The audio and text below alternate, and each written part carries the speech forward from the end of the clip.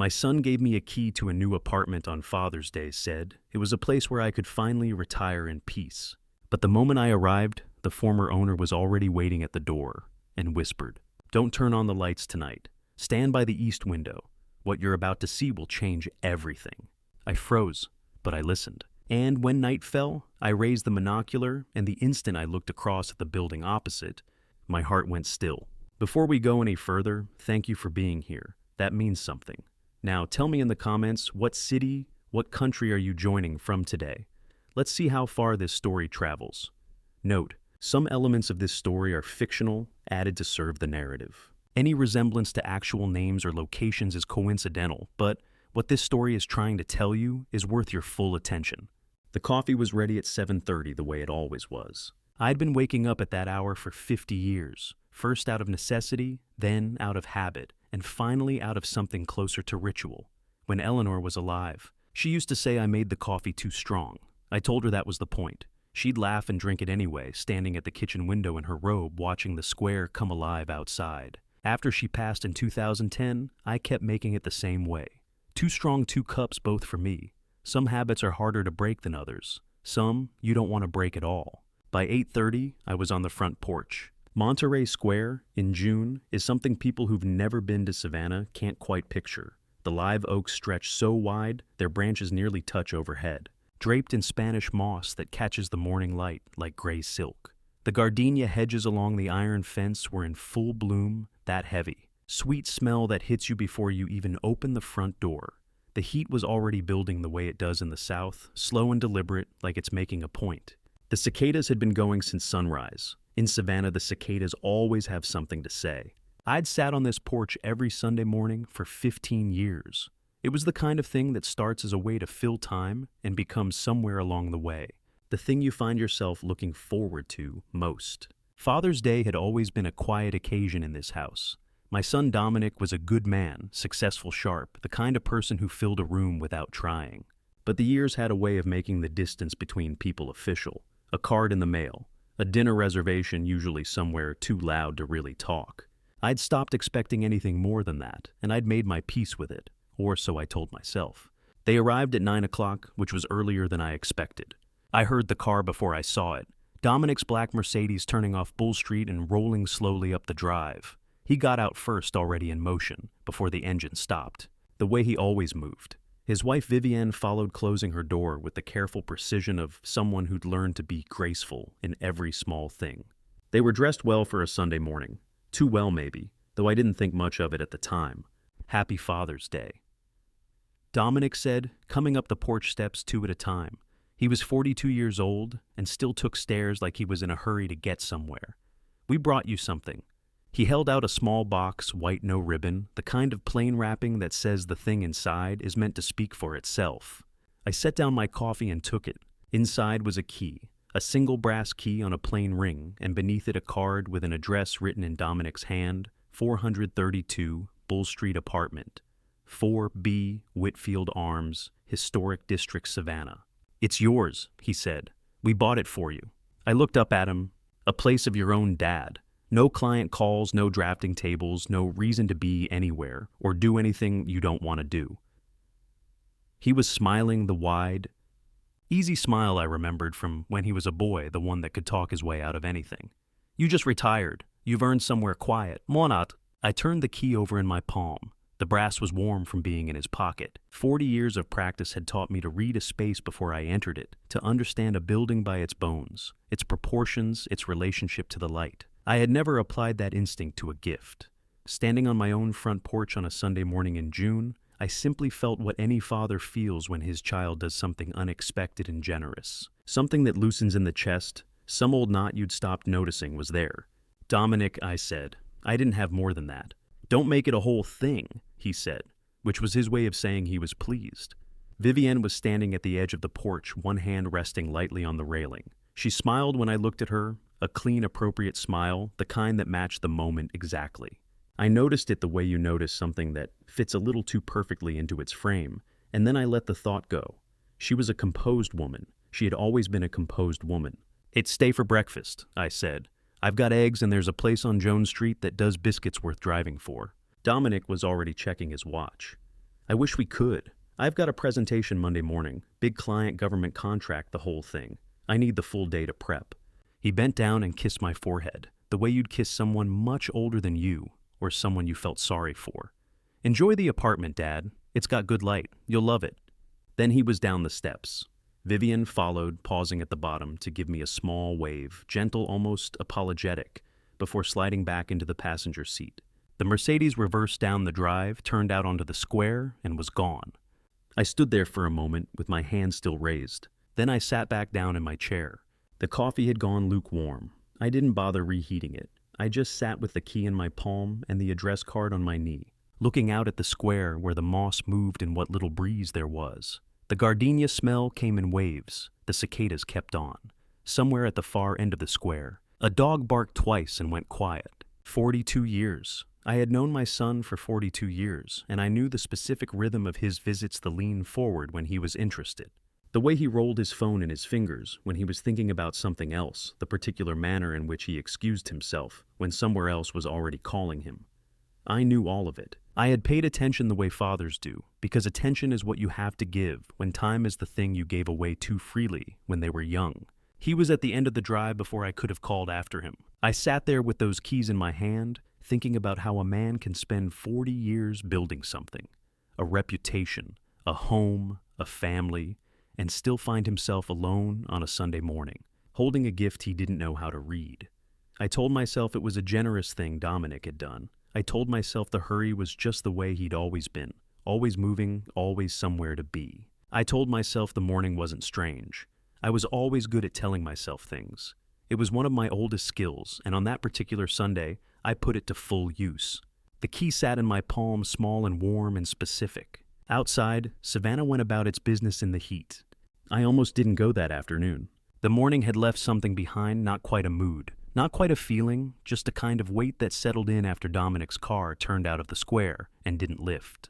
I ate lunch standing at the kitchen counter, the way I sometimes do when I'm not really hungry, rinsed the plate and stood there for a while looking at the key on the counter next to my coffee cup. An architect looks at a gift differently than most people. Where someone else sees gesture and intention, I see structure. I see what holds it up, what's underneath. It's an occupational condition, and after 50 years, it doesn't turn off when you retire. I picked up the key at 2 o'clock and drove to Bull Street. The Whitfield Arms sat at 432 mid-block between Charlton and Jones, and I knew the building the way I knew most of the old buildings in the historic district, not personally, but professionally. The way a doctor knows a patient by their chart before ever shaking hands. It went up in 1923, Italianate in style, which in Savannah meant arched windows, bracketed cornices, and a facade that still had something to say after 100 years.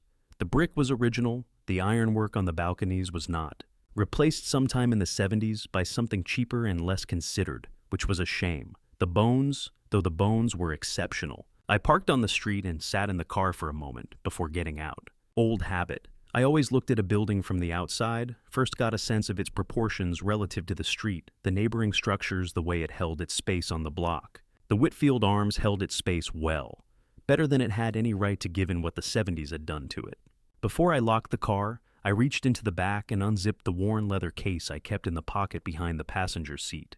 Inside was my monocular, a compact single-lens optical instrument, 8-power magnification that I had carried to every job site for 4 decades.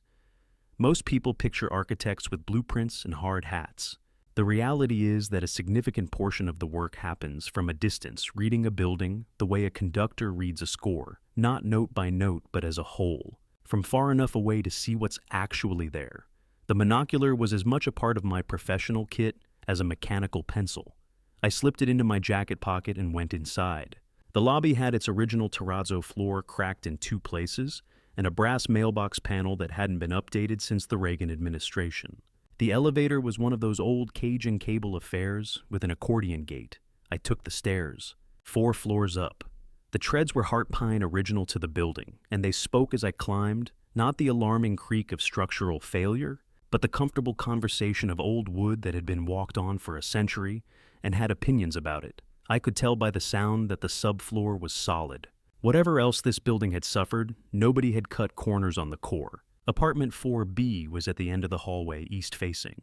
The key turned smoothly, well-maintained lock recently rickayed, and the door swung open onto a room that smelled like stillness. The kind of stillness that accumulates over months, not days. Dust lay in a fine, even layer across the hardwood floors, and the afternoon light came through the eastern windows in long shafts that made the particles visible, drifting slowly in the air like the building was breathing. I stood in the doorway for a moment, reading the room the way I always read a new space. The floors were white oak, 3/4-inch tongue and groove original. The ceiling was 11 feet at minimum, possibly 11.2. I'd measure it properly before making any judgment. The crown molding was plaster, not the polyurethane imitation you see in renovated buildings. And whoever had done it originally had done it correctly, with proper relief and clean returns at the corners. The walls had been repainted at least twice in the past decade, both times in colors chosen by someone with more confidence than taste. But that was a surface issue. Surface issues are fixable. I moved through the rooms methodically the way I always do, touching the walls at intervals to check for moisture, testing the window frames for play, crouching to look at the baseboard detail. The kitchen plumbing needed work. The bathroom tile was a lost cause. Everything structural was sound. Then I came to the east window in the main room. I stopped. Directly across from me on the other side of Bull Street, 50, maybe 60 feet at most, was the Drayton Building. I knew it well. I'd walked into it 5 days a week for 30 years. 3 stories of early 20th century commercial architecture, ground floor retail offices above, and on the 3rd floor at the southwest corner. A glass-walled conference room that I had specified myself during a renovation in 2003. The conference room of Prescott Architecture Group. I could see the long table, the leather chairs, the projection screen along the far wall. I could see the whiteboard with something written on it in blue marker, though not what it said. I took out the monocular. At 8 power magnification, 58 feet of air between 2 buildings is nothing. The room came into focus the way a radio station does when you finally land on the frequency suddenly, completely with a clarity that made me feel for a strange moment, as though I could reach out and touch the table. I could see the grain on the conference table. I could see the frame site plan I'd hung on the east wall in 2011, the one from the Forsyth Park renovation. I could see the slight scuff on the baseboard near the door that the cleaning crew had never managed to get out. I lowered the monocular, stood there. An architect understands sightlines the way a chess player understands the board, not as a feature of the moment, but as a condition that was designed into the space from the beginning. You don't discover a sightline like this. You establish it. You measure it. You make a decision about it, and then you build accordingly. Someone had made a decision about this window, about this apartment, about the precise angle of view from this specific room to that specific building. I put the monocular back in my pocket and looked at the glass of my old conference room across the street for a long time. 58 feet, 3rd floor, southwest corner. I designed enough buildings in this city to know you don't arrive at a sightline like this by accident. You engineer it. The only question was who had done the engineering and what exactly they had intended for me to see. I was still standing there, turning that question over in my mind, the way you turn a set of drawings looking for the flaw when someone knocked on the door. The knock came at exactly 3:15. I know because I had just checked my watch, an old habit from 30 years of construction schedules, where 3 minutes late could mean a concrete pour gone wrong and 6 figures lost before sundown. The sound was unhurried, 3 measured strikes of knuckle against wood. The kind of knock that does not beg entry but simply announces it is owed. I set down the monocular on the windowsill, where it rested beside the notebook I had been filling with observations about the Drayton Building's 3rd floor conference room across the way. The projection screen, the long mahogany table. The particular way the afternoon light fell through those tall glass panels at an angle, no accident of design could explain. Someone had drawn those lines deliberately. I had been turning that thought over in my mind like a stone, with a strange weight to it when the knock arrived. I crossed the room. The heart pine floorboards announced every step a low, resonant creak that seemed too large for a room this quiet. The afternoon light came in long and amber through the west window, laying shadows across the floor in slanted bars. The kind of light that makes everything look like it belongs to a different era, which in a building raised in 1923 perhaps it did. I opened the door. She stood in the corridor as though she had always stood there, as though the hallway itself had been built around her presence and not the other way around. 79, I would have said. If pressed, though, the word old felt imprecise, the way calling a courthouse old misses everything that matters about it. Her posture was the first thing I registered. straight. Not the rigid straightness of effort, but the kind that comes from decades of standing before rooms full of people who needed to believe the person at the front would not yield. White hair, cut close and clean, gone past silver, into something cooler, more final. A pale blue linen dress, the color of sky in early morning before the heat arrives. Her hands were folded in front of her, unhurried, but it was the eyes that stopped me. I have read buildings my entire professional life, the way a structure holds its age in the bowing of a beam, the hairline fractures in plaster that tell you where the foundation has shifted, the settled patience of a wall that has absorbed a century of weather. This woman's eyes carried the same quality. They had witnessed a great many verdicts. They were not unkind, but they were certain in a way that most eyes are not, and that certainty was not warm. "Mr. Prescott," she said, not a question. "Yes." I did not ask how she knew my name. Something in the architecture of her expression told me the question would be answered in its own time, and not before. "My name is Estelle Fontaine. I apologize for arriving unannounced." She paused, glancing once past my shoulder into the room before returning her gaze to me. "I lived here for 22 years, in this apartment. I sold it 4 months ago." I stepped back from the doorway without quite deciding to. "Please come in." She moved through the entry with the deliberate care of someone returning to a place that still belongs to them in the ways that matter. She did not look around the room with curiosity. She looked around it with recognition, the way a person looks at something they have memorized and are now checking against memory. Her gaze moved to the west window almost immediately, and she crossed to it, slowly stopping at the precise spot where I had been standing when the knock came. She looked out at the Drayton building for a long moment without speaking. "I used to stand here every evening," she said finally. 22 years. The light at this hour, it comes through those glass panels on the 3rd floor over there and does something particular." She did not elaborate. She did not need to.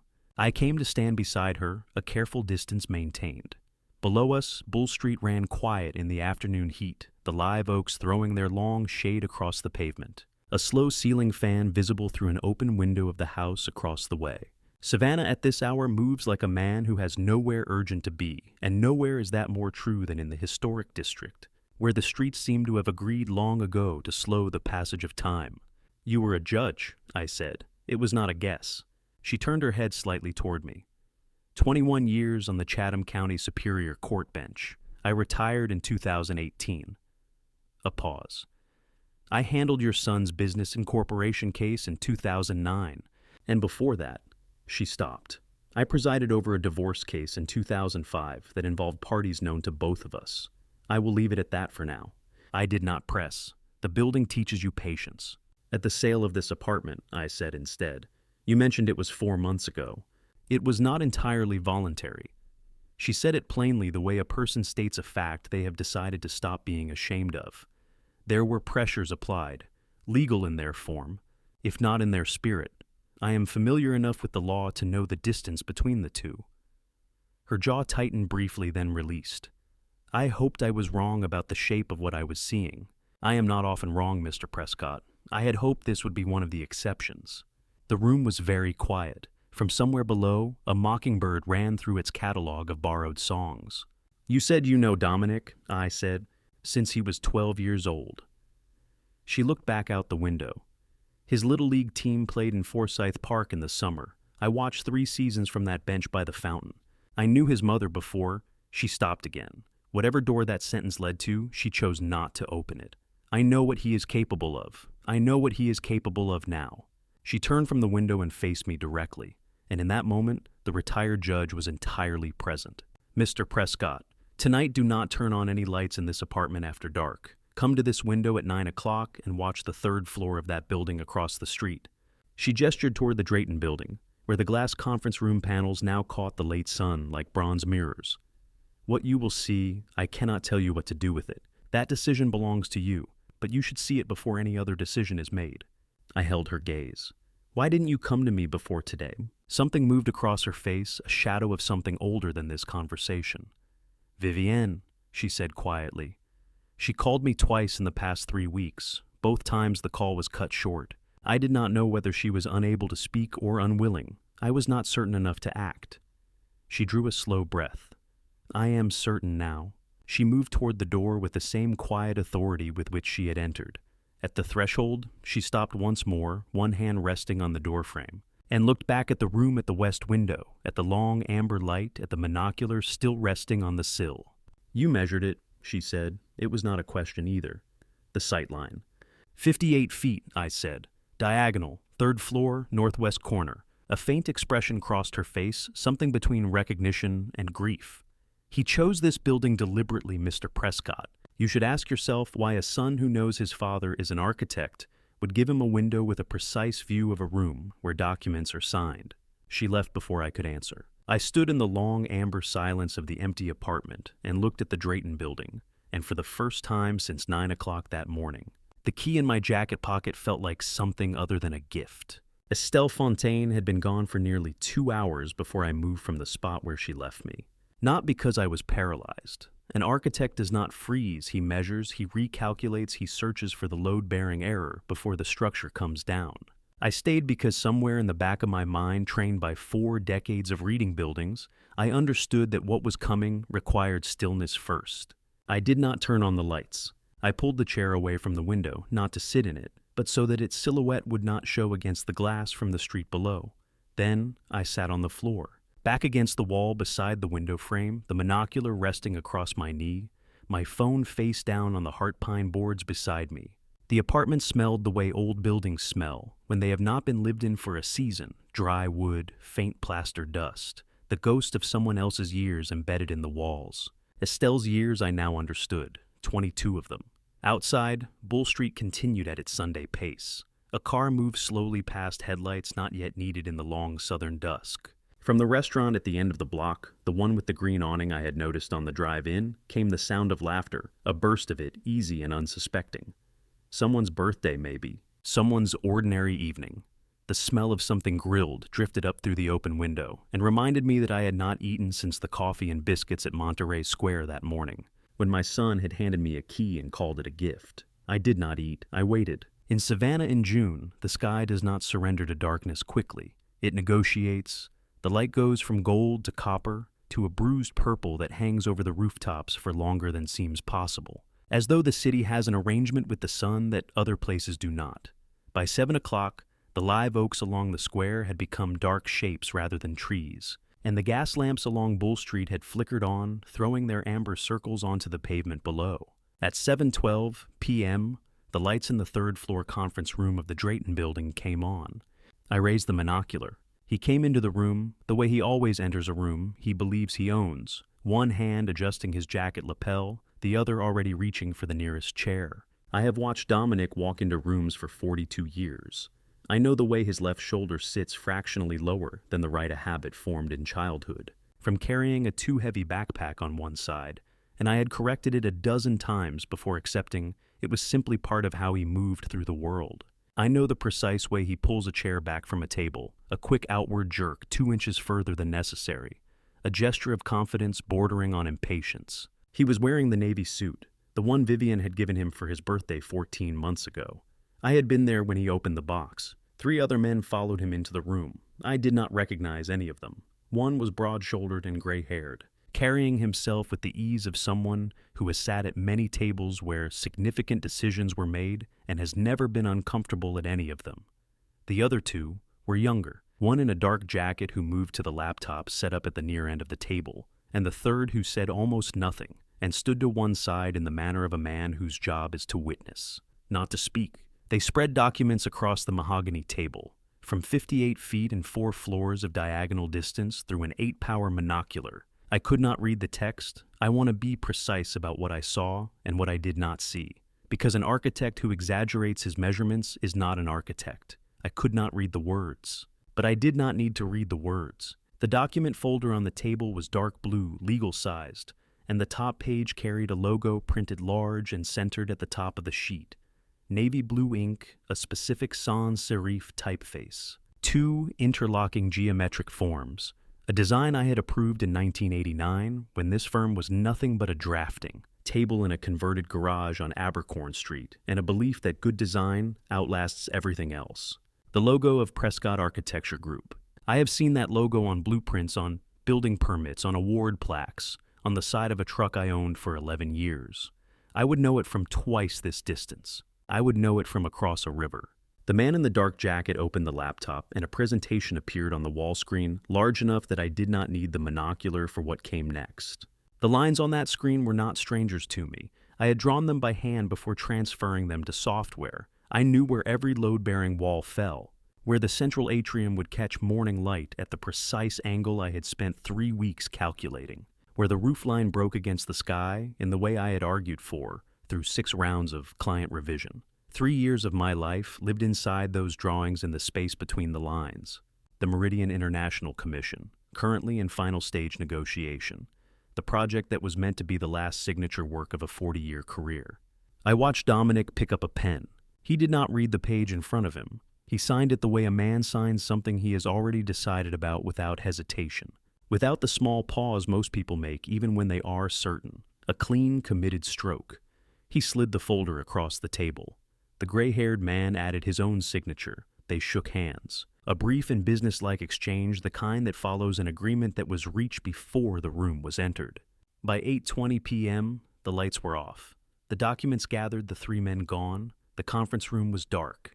I lowered the monocular. I sat on the floor of the empty apartment for a long moment and let the full weight of it settle, the way a building settles not all at once but in careful increments, each shift acknowledged before the next one comes. My logo, my design, the work of 3 years and the culmination of 40, being signed away in a room I could see from a window my son chose for me by a man I raised to people I have never met. I did not need to read the fine print. I have spent 4 decades reading structures. I knew precisely what I was looking at. My phone moved against the floorboards, a single vibration. I picked it up, a text from Dominic. "Happy Father's Day, Dad. I hope you're enjoying the apartment." As I turned the phone face down and set it back on the floor, the city below carried on, as cities do. The restaurant laughter, the slow cars, the mockingbird somewhere in the square, cycling through its borrowed repertoire. Savannah had no idea. The gas lamps burned the same amber they always had. I sat in the dark and I did not call him. I picked up the monocular one more time, not to look across the street, but because holding it gave my hands something to do, while my mind did what it always does when it finds damage it did not expect. Not panic, not grief, not yet. First understand the full scope of what has failed. Measure every crack. Identify every point of stress. Then decide what to do about it. I did not drive home. I knew better than that. A man who walks into his own house carrying what I was carrying that night without having first decided exactly what shape he intends to give it does not walk in as himself. He walks in as the uncontrolled version, the one who says things that cannot be unsaid, and moves pieces on the board before he understands the full geometry of the game. I have made that mistake once in my professional life early on, when I confronted a contractor about falsified load calculations before I had assembled every document I needed. He denied it, covered his tracks in the 12 hours it took me to regroup, and it cost me 4 months and a significant sum to unwind the damage. I did not intend to make it again. So I drove 4 blocks north and pulled into the small parking area off Oglethorpe Avenue, the kind of lot that exists in the historic district without calling attention to itself. A strip of cracked asphalt behind a row of townhouses lit by a single pole lamp that did more to define the darkness around it than to push it back. I cut the engine. The Savannah night came in immediately, the sound of cicadas working their full summer register, the heat pressing through the open window at 84 degrees, even at this hour. The distant suggestion of traffic on Abercorn Street 1 block over. I sat for a moment with my hands in my lap. Then I found the number in my phone, Marcus Bellamy, saved 8 years ago. After a mid-level project manager in my firm had been quietly redirecting subcontractor payments into a shell account for 11 months before the discrepancy surfaced in a quarterly audit, Marcus had identified the full scope of the fraud in 5 days, documented it cleanly, and handed me a package that my attorney at the time described as the most organized private investigation file she had ever received. I had paid him, thanked him, and hoped I would never need to call again. I called. He picked up on the second ring. Bellamy. The voice of a man who answers his phone the same way at 9 in the evening as he does at 9 in the morning, no warmth added, none removed. Marcus, it's Walter Prescott. A half-second pause, the kind that means recognition rather than confusion. Walter, it's been a while. 8 years, I said. I need your help. Tell me what you have. That is what I have always respected about Marcus Bellamy. He does not perform concern. He does not offer reassurance before he has the facts. He simply opens a channel and waits for information to move through it. I organized what I had seen into the sequence it deserved, not the emotional sequence, not the order in which it had landed in my chest, but the factual order, the kind that would hold up under scrutiny. I told him the building, the floor, the time, the address of the Drayton Building on Drayton Street, 3rd floor, northwest-facing conference room. The precise time the lights came on, 7:12 p.m., and the time they went off, 8:20 p.m. I described the three men I did not recognize, the broad-shouldered, gray-haired one who moved with the authority of a man accustomed to closing rooms, the younger one who operated the laptop, the third who stood to one side and said nothing.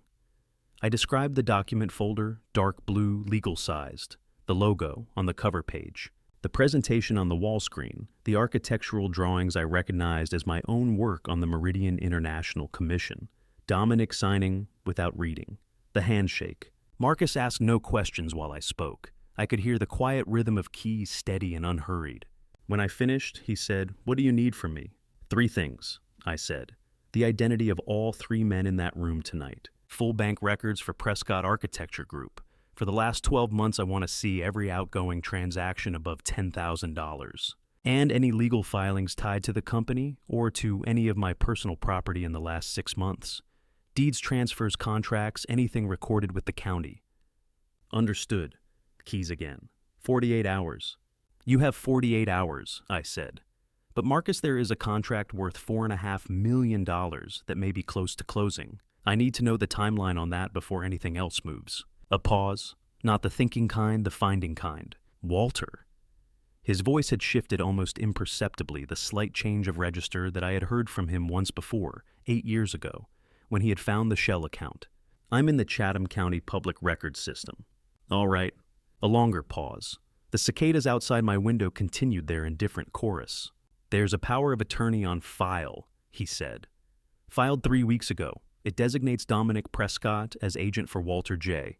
Prescott full authority over all property transactions and business dealings." The interior of the car was very quiet. "I never signed a power of attorney," I said. "I know." He said it without drama, which was the right way to say it. "Because the notarization seal on the document belongs to a man named Humphrey Stahl, office on Liberty Street." I'm pulling his license record now. Keys. He's been flagged twice in the last 4 years. Procedural violations, the filings describe them as irregular notarization practices. Both complaints were settled without formal disciplinary action. I let that sit where he had placed it. A power of attorney. Not a forged deed, something far more dangerous than that. A forged deed can be challenged on its face, compared against a known original, tested against a chain of title.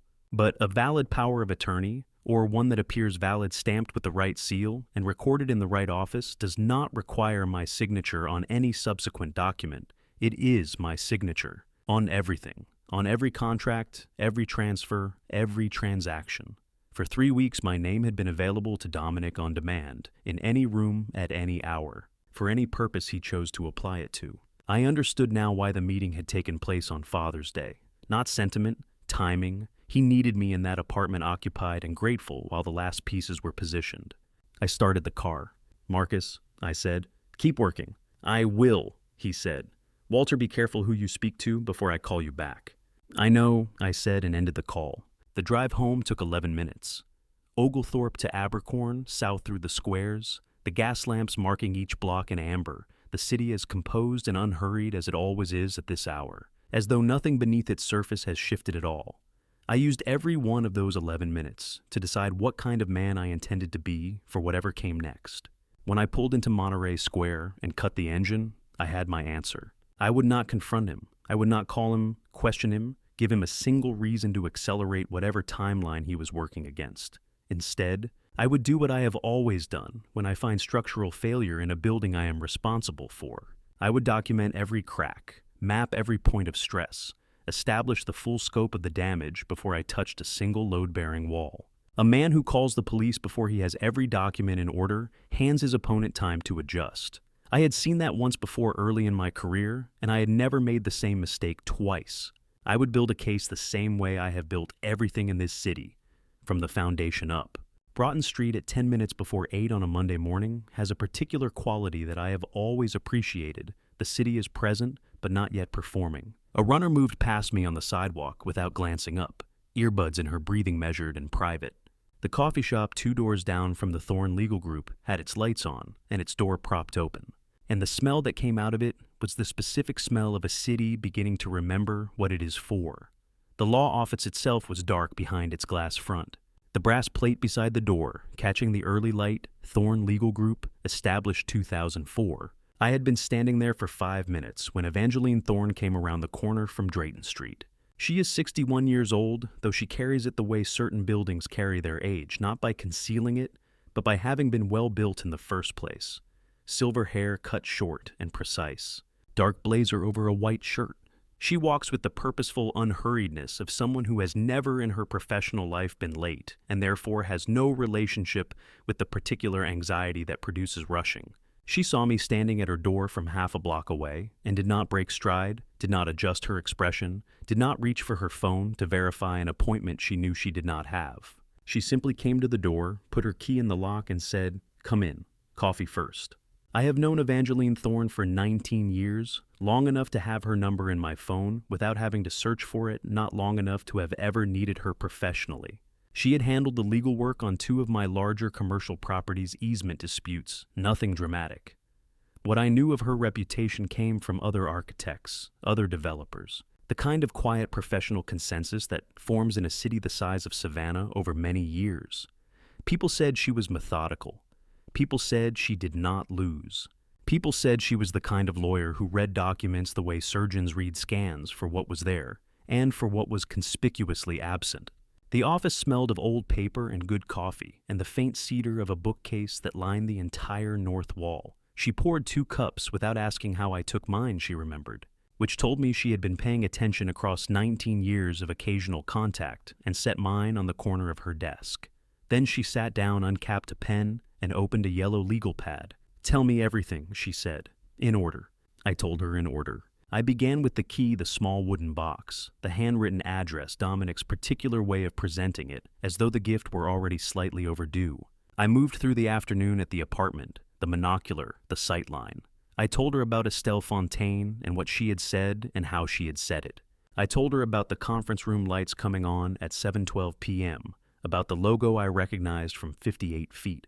About the presentation on the wall screen and what I had understood when I saw those lines projected large and white against the dark of that room. I told her about the signing, the handshake, the text message from my son at 8:20 p.m.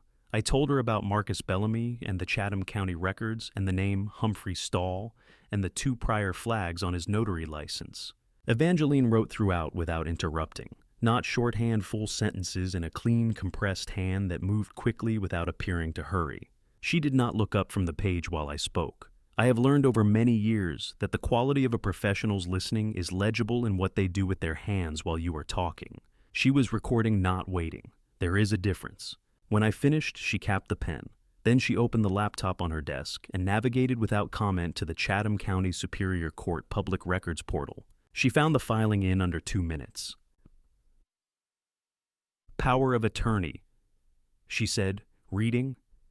"Filed May 26, 2025, Principal Walter J. Prescott, Agent Dominic R. Prescott. Scope full authority over all real property transactions, business contracts, and financial instruments." She turned the screen slightly toward me. "Notarizing Officer Humphrey Stahl, Liberty Street, stamp number 4471-GA. I looked at the document on the screen. My name at the top, in the standard legal typeface of a Chatham County filing. My name on a document I had never seen, never signed, never authorized. "There is a second filing," Evangeline said. Her voice had not changed in register, but something in the deliberateness of the sentence told me she was measuring how she delivered what came next. She scrolled down. "An amendment to the original POA, filed June 11th, 4 days before Father's Day." She paused. "There is a co-signatory on the amendment, Vivian Ashford Prescott." The name sat in the room for a moment. "Vivienne has no authority to sign anything related to the company," I said. "She is not a shareholder. She holds no directorial position. Her name should not appear on any legal instrument connected to Prescott Architecture Group."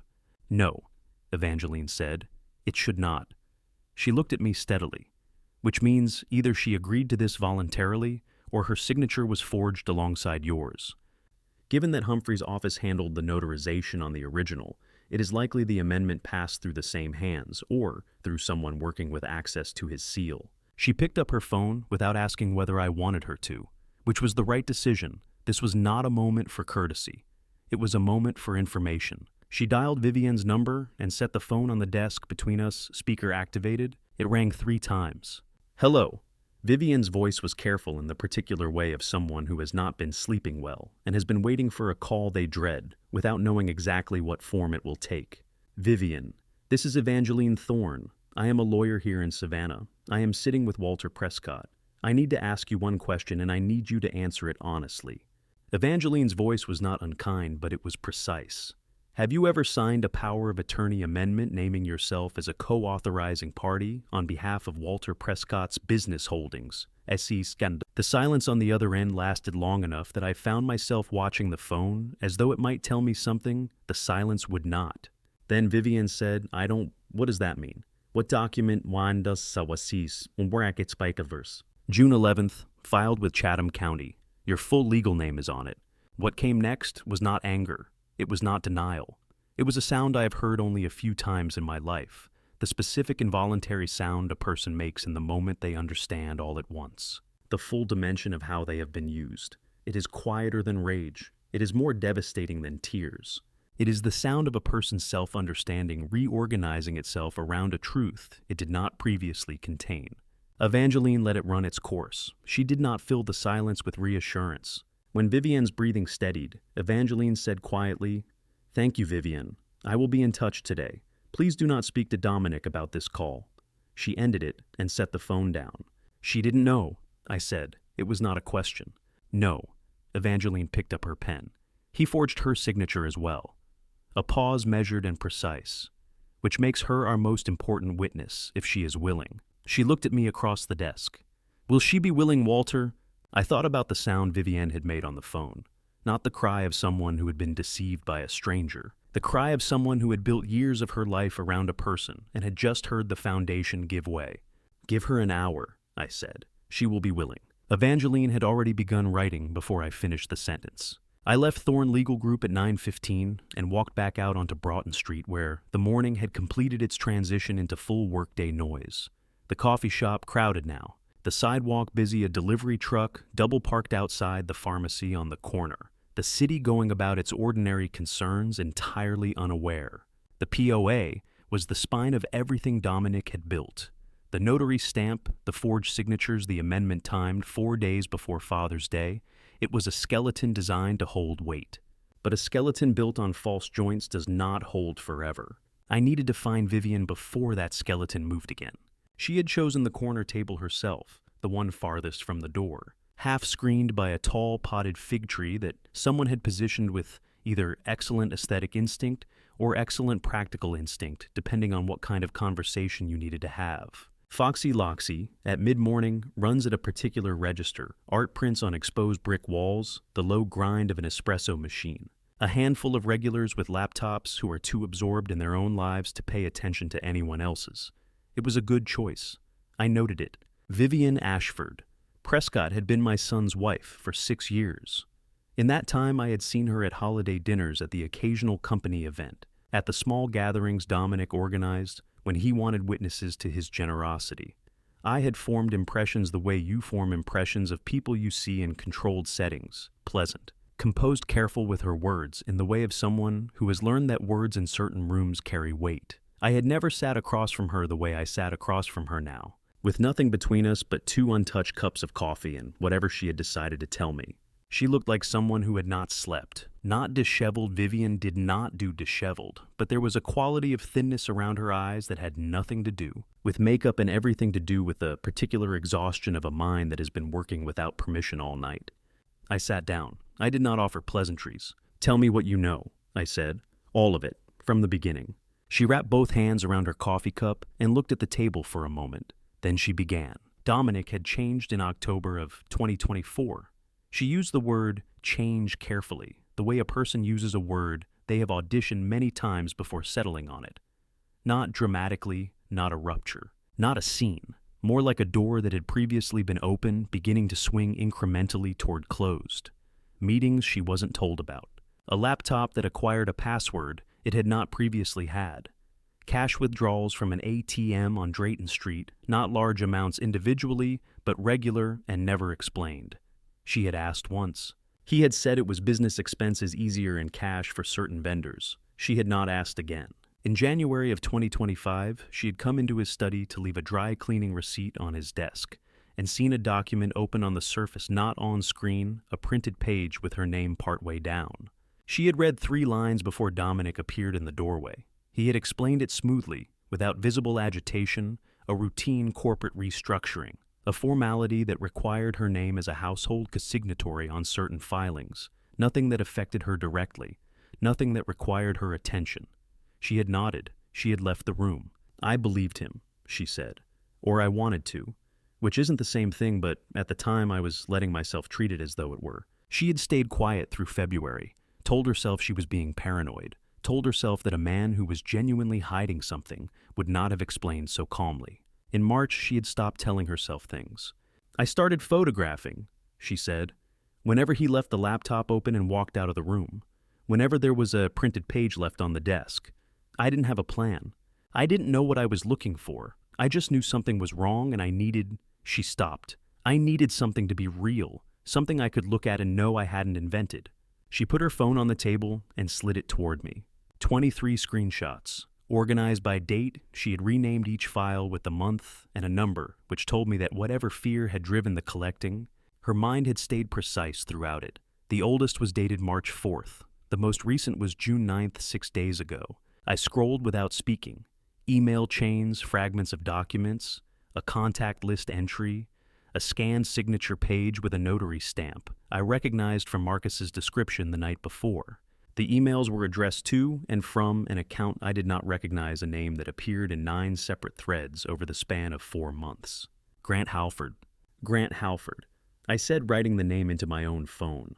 Who is he? Vivian shook her head. I don't know. I tried to search the name twice, and both times Dominic came home before I could finish. But he is in almost every email from the last 6 months. She paused.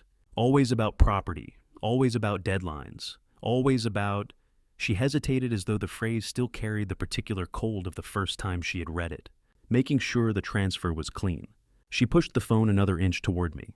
Is this what you need? I looked at the 23 photographs, email threads referencing property transfers, a contact list that included the name of a man I did not know, a notary stamp belonging to Humphrey Stahl on a signature page bearing my name. It's a start, I said. I held my phone beside hers and opened AirDrop. 23 files crossed between the 2 devices and the time it took her to exhale once. I folded 2 20s from my wallet and left them on the table beside the cups neither of us had touched and walked out into the late morning heat of Bull Street. I forwarded Halford's name to Marcus before I reached my car. His reply came back in 40 seconds on it. And Walter, go see your neighbor, today, before anything else. I stood beside the car with the phone in my hand. My neighbor. There was only one person Marcus could mean. Cornelius. Cornelius Batch had lived at 17 Monterey Square for 31 years, long enough that the square itself had come to seem like an extension of his property. The old live oaks in the central fountain, as familiar to him as his own front steps. He was 77 years old, retired 11 years from the Savannah-Chatham Metropolitan Police Department, where he had spent 4 decades as a detective before his knees and his patience for departmental politics gave out at roughly the same time. We had been neighbors for 22 of those years. We had the kind of friendship that does not require maintenance, the kind built from proximity and mutual respect, and the shared understanding that neither man needs to fill silence with noise. He opened the door before I reached the top step. I figured you'd come by eventually, he said. He stepped back to let me in. No handshake, no preamble, no performance of surprise. Been waiting since Friday, tell the truth. The front rooms of his house are tidy in the way of a man who lives alone and has made his peace with it. The back study is something else entirely. 40 years of a detective's habits do not retire when the badge does the walls carry framed photographs from cases he was proud of. A corkboard that still holds index cards in his particular color-coded system. Bookshelves arranged not by subject, but by the frequency with which he needs to consult them. The room smells of coffee and printer ink, and the specific lived-in quality of a space where serious work has been done for a long time. He gestured to the chair across from his desk and settled into his own, with the deliberate care of a large man whose joints have opinions. "You know from when?" I asked. "February." He said it without hesitation, the way a man says something he has been rehearsing the delivery of for several months. Didn't understand the full shape of it then, but something was wrong with what I was seeing, and 40 years of that job teaches you not to talk yourself out of wrong. He opened the bottom drawer of his desk, so I kept records.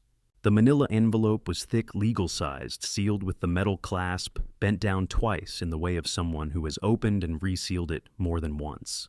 He pushed it across the desk without ceremony. 47 photographs.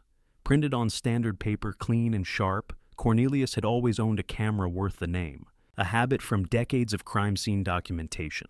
I spread them across the desk in the order he had numbered them, on the back in pencil, the way evidence is handled. The locations were all recognizable. River Street with the Savannah River running brown and slow in the background, a corner table at one of the outdoor bars taken from the walkway above. The City Market parking area off Franklin Square midday light. 2 men beside a dark sedan with Georgia plates. A restaurant on Whitaker Street shot through the window from the sidewalk. Table visible between hanging plants. 9 locations in total across 4 months, February through June. The meetings were not random. They followed a pattern always public enough to be defensible, always chosen for ambient noise and multiple exits. The tradecraft Cornelius would have called it, of men who have thought about being watched. "The one he meets most often," Cornelius said, tapping the photograph on top. "Count the appearances." I went through the stack. The same face in frame after frame, a man in his mid-50s, broad through the shoulders, silver hair cut close. The particular way of holding himself I had noticed through the monocular 2 nights ago in the Drayton Building conference room. 31 out of 47 photographs. My phone buzzed. Marcus. Grant Halford. 4 prior fraud convictions. 2 in Fulton County, Georgia, 2014 and 2017. 2 in Charleston, South Carolina, 2019. All real estate related. Currently operating under Coastal Legacy Properties, LLC. Registration filed in Delaware, 2022. No Georgia business license on record. I set the phone on the desk beside the photograph. The man in the photograph and the name on my screen were the same person. I did not need Cornelius to confirm it, but he looked at both and nodded once. The way a detective acknowledges a fact that has now been sufficiently established. He selected one photograph from the middle of the stack and placed it apart from the others. Dominic and Halford in a parking area, the light suggested early evening. The location looked like the east side of City Market where the foot traffic thins out. They were shaking hands, not the handshake of 2 men completing a transaction. The grip was held a beat too long, both men leaning in, slightly the body language of an agreement that goes beyond the paper version. 40 years on the job, Cornelius said. That is not a business handshake. He said it quietly, with the flat certainty of someone who has cataloged the taxonomy of human deception at close range for 4 decades. That is 2 men who know they are doing something they cannot undo. I looked at the 47 photographs spread across the desk of a retired detective who had spent 4 months waiting to hand them to me. 9 months of secret meetings, 4 prior criminal convictions across 2 states, my son's name appearing alongside Halford's in every transaction Marcus is pulling from the county records. The picture is getting clearer with every hour, and considerably worse. "Can I take these?" I asked. Cornelius had already made his copy. I had not noticed him do it, but that was the point. He pushed the originals across the desk without a word. I was at the door when he spoke again. "Walter?" His voice carried the particular weight of a man who chooses his final sentences carefully. "Whatever this is, it's bigger than Dominic." He said it the way detectives say things they have known for a while and waited for the right moment to release. Not a warning exactly, a calibration. "I'm starting to understand that," I said, but I did not yet know how much bigger. That answer was waiting for me on Liberty Street. The office was the kind of small that happens gradually, a room that starts out merely modest and slowly fills with the sediment of years until there is barely a corridor left between the door and the desk. Cream-colored walls gone slightly yellow, Venetian blinds drawn to the halfway point. The afternoon light coming through in slanted bars that landed across stacked folders, and a calendar 3 months out of date. a desk lamp with a warm bulb burning even in the middle of the afternoon, as though the man who worked here had long since given up on the overhead fixture and made his separate piece. Humphrey Stahl was 63 years old and looked older in the way of men whose anxiety has been compounding interest for a long time. He was signing a document when I came through the door. He looked up. The color left his face in the particular way it leaves the face of a man who has been waiting for something to arrive and has spent months pretending to himself that it might not. I did not speak. I crossed to his desk, set down the photograph from Cornelius's collection, Dominic and Halford City Market Parking Area, February, and stepped back. He looked at it. He looked at me. He opened his mouth. I don't know what you think that... I set down the second item. A printed copy of the power of attorney, filed with Chatham County on May 26th. His stamp number in the lower right corner, his commission seal pressed and dated. He closed his mouth. I set down the third the flag complaint records Marcus had pulled. 2 prior procedural violations, both within the last 4 years, both resolved without formal action, the kind of record that represents not a clean history, but a temporarily contained one. Humphrey Stahl looked at the 3 items arranged on his desk, and something in him stopped performing. I have watched people make that decision the moment they calculate that the cost of maintaining a story has finally exceeded whatever the story was protecting. It does not look like relief. It looks like exhaustion that has been waiting for permission to show itself. He was quiet for a moment. Then he told me. Dominic had come to his office in April, walked in much as I had without an appointment, with the same quality of deliberate, unhurried arrival that signals a man who has rehearsed this conversation and is not concerned about the outcome. He had a folder, inside it, documentation of a gambling debt from 6 years ago, a private arrangement that had been paid and settled and buried by everyone involved except apparently Dominic. $31,000 borrowed from a man who did not use banks or lawyers. The kind of debt that leaves no official record but can be made to leave other kinds. Dominic had been precise. He was not asking for much: 2 documents, a stamp, a date, a signature line. If Humphrey complied, the folder went away. If he did not, the folder went to the Georgia Superior Court Clerks Cooperative Authority, the body responsible for notary commissions in this state. And Humphrey Stahl would find himself explaining his financial history to the people who held his livelihood in their hands. My wife has been sick for 3 years, Humphrey said. He said it without asking for sympathy, which made it harder to hear than if he had. My youngest is 2 years from finishing his degree. I had nothing else. He looked at the desk surface. I told myself it was just paper. That paper doesn't hurt anyone. I did not tell him he was wrong. He already knew he was wrong. That is the particular loneliness of a man who has made a bad decision. With open eyes, there is no comfort available from being told what he already understands. But you kept something, I said. He looked up. You kept something, I said again, or I wouldn't be here. He held my gaze for a moment.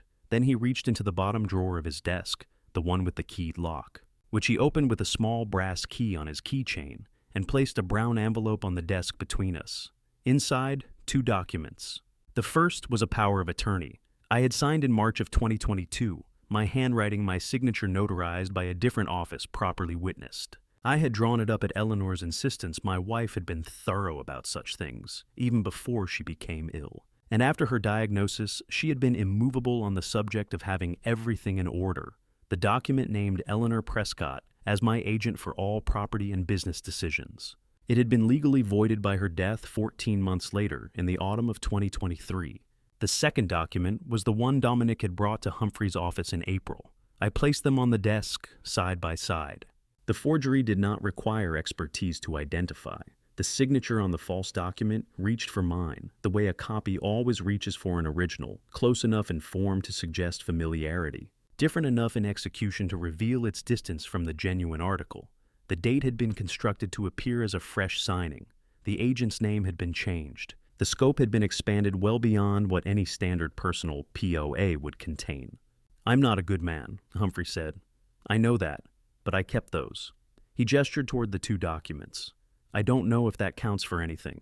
It counts, I said, and I meant it not as absolution, not as comfort, but as a plain statement of fact. Without testimony, we had inference. Without the document Dominic had handed to Humphrey, and that Humphrey had quietly photographed and preserved and locked in a drawer against the day someone came asking, without that. We had a case built on observation and second-hand records, With it, we had something a forgery examiner could measure, something a prosecutor could hold, something that left no reasonable room for doubt. I left his office at 4:15. The afternoon heat on Liberty Street was the full weight of a Savannah June, the kind that makes the pavement seem to hold its breath. 28 hours until the Meridian contract was scheduled to close. My phone rang as I reached the car. "Walter?" Marcus's voice had the particular quality I had learned to read in him, not alarm, but the compression of a man who has found something and is deciding how to transmit it. "I need you to drive somewhere. Don't go in. Just drive past, look at the dumpster on the left side of the building." He gave me an address on Price Street. I recognized it immediately. My doctor's office. Something in the way he said it kept me from asking questions. I got in the car and drove. I had been Gerald Moss's patient for 12 years. That is not a small thing in the way that people sometimes treat medical relationships as merely transactional. A doctor who has known you for 12 years holds a particular kind of inventory. The shoulder that started giving trouble in 2017, the blood pressure numbers that crept upward after Eleanor died, the insomnia that came and came back again, the reading glasses prescription that had changed 4 times. He holds the record of your body's accommodations and failures across a stretch of time long enough to constitute a genuine biography. You do not hand that to a stranger. You hand it to someone you have decided to trust. I sat in the car with the engine off and looked at the front of his office. Moss Medical Practice occupied the ground floor of a narrow 3-story building on Price Street, red brick white trim. A small brass plaque beside the door that I had passed through dozens of times, without considering what it meant that a door could become familiar enough to stop being a door and simply become the entry to a place you go when something is wrong with you. The afternoon light hit the building at a low angle. The street was quiet in the particular way of a residential block at the edge of the business day, when foot traffic has thinned, but the workday has not yet released its full volume.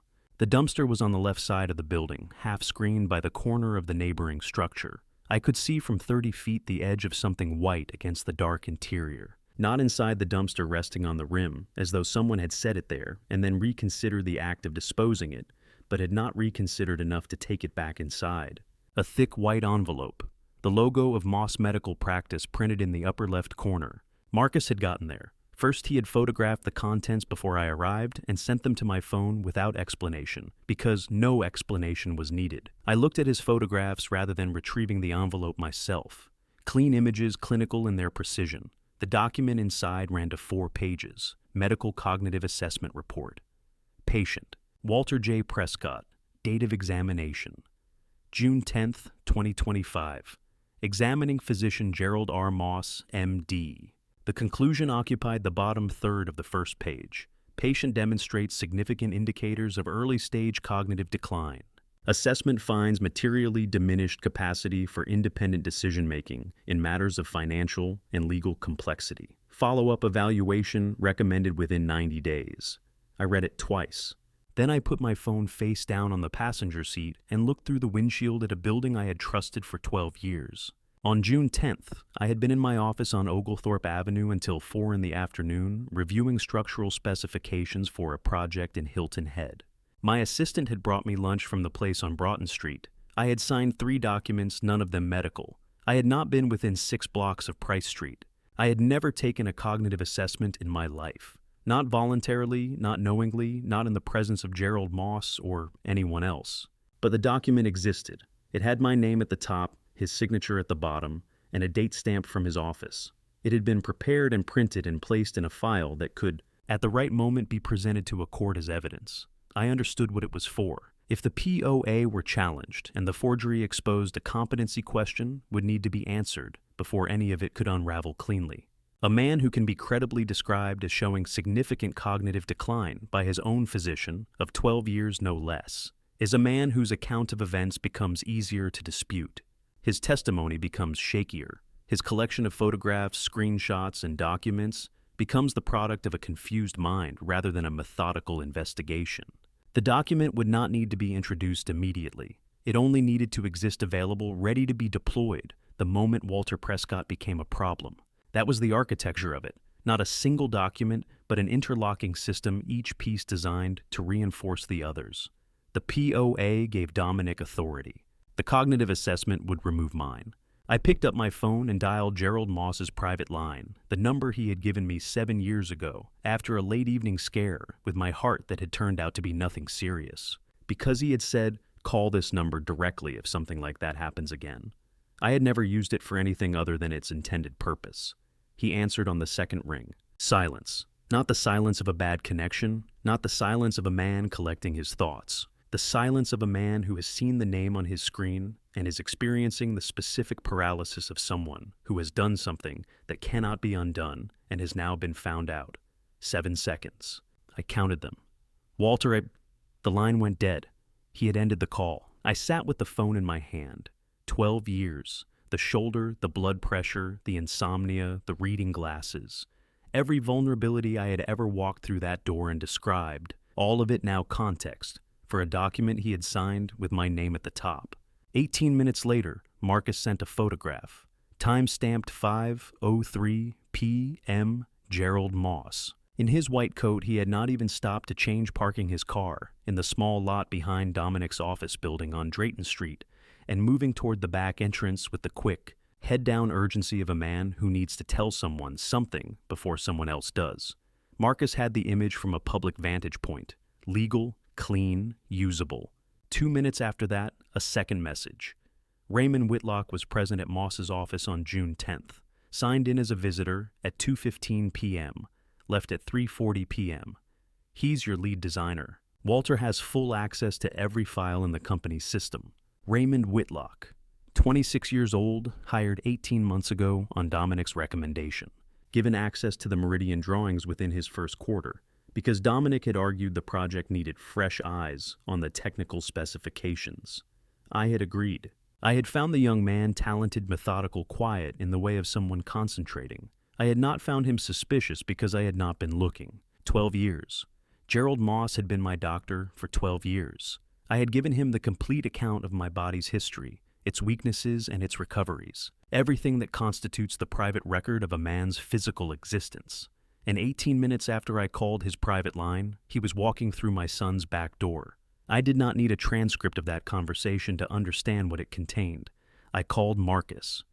"Raymond Whitlock," I said. "What is he to Dominic?" A pause, longer than the ones Marcus usually took. "That," he said carefully, "is something I think you need to hear in person, not over the phone." Another pause. "Tonight, Forsyth Park. Come alone." Marcus had sent me Raymond's full file at 7 that evening, while I was still sitting at my kitchen table, working through the documents from Humphrey's envelope. I read it in the way you read something you already partly know, not for the facts themselves, but for the shape of how they connect to everything else. In March of 2020, Raymond Whitlock had redirected $28,000 in vendor payments through a secondary account he had opened in his own name. A young man, 23 years old at the time in his first professional position, making a decision that people who have never been desperate sometimes find incomprehensible, and that people who have been desperate understand immediately. I had discovered it during a routine audit in September of that year. I had sat with him for 2 hours in my office door closed and listened to everything he said. He had not made excuses. He had repaid every dollar over the following 18 months quietly by arrangement. I had not reported it. I had not terminated him. He had been in the years since one of the most conscientious people in the building. Dominic had known about it. He had always known he had been in the building. That September had seen the closed door, had asked me about it afterward and received a partial answer. Partial had been enough. I drove to Forsyth Park and found a bench near the fountain with a clear sightline to the main path from Bull Street. The fountain was lit from below, the water catching the light and scattering it in the way of a thing that is simply doing what it has always done, indifferent to the hour, or to whatever is being discussed nearby. The air smelled of cut grass and the faint sweetness of the Confederate jasmine that climbs the iron fence along the park's edge. 78 degrees at 11 in the evening, which in Savannah in June means summer has fully committed and there is no negotiating with it. He came from the Whitaker Street entrance, hands pushed deep into the pockets of a light jacket that made no sense in this heat. That detail, the jacket, the buried hands told me everything about the state he was in before he said a word. Anxiety has its own dress code. Raymond Whitlock was 26 years old. He had been with my firm for 18 months, brought in by Dominic, and I had watched him grow into the work the way the best young architects do. not by performing. Confidence, but by developing it through the specific accumulation of problems solved and solutions built. I had believed in him. I had given him access to the Meridian drawings because I trusted his eye. I had in some part of myself that I had not examined carefully enough. Thought of him as the young designer I wished I had been, and perhaps as something closer than that. He stopped when he saw me, looked at the bench, looked at the file folder I had placed in the space beside me. He did not look at my face. I did not speak. I did not need to. 26-year-olds who carry guilt the way Raymond was carrying it do not require an opening question. They require only permission to begin. And sometimes permission is simply the silence of someone who already knows enough that there is nothing left to protect. He sat down at the far end of the bench. After a moment, he told me. Dominic had come to him 11 months ago, not aggressively, not with the folder open on the table, as he had done with Humphrey. Dominic was subtler than that.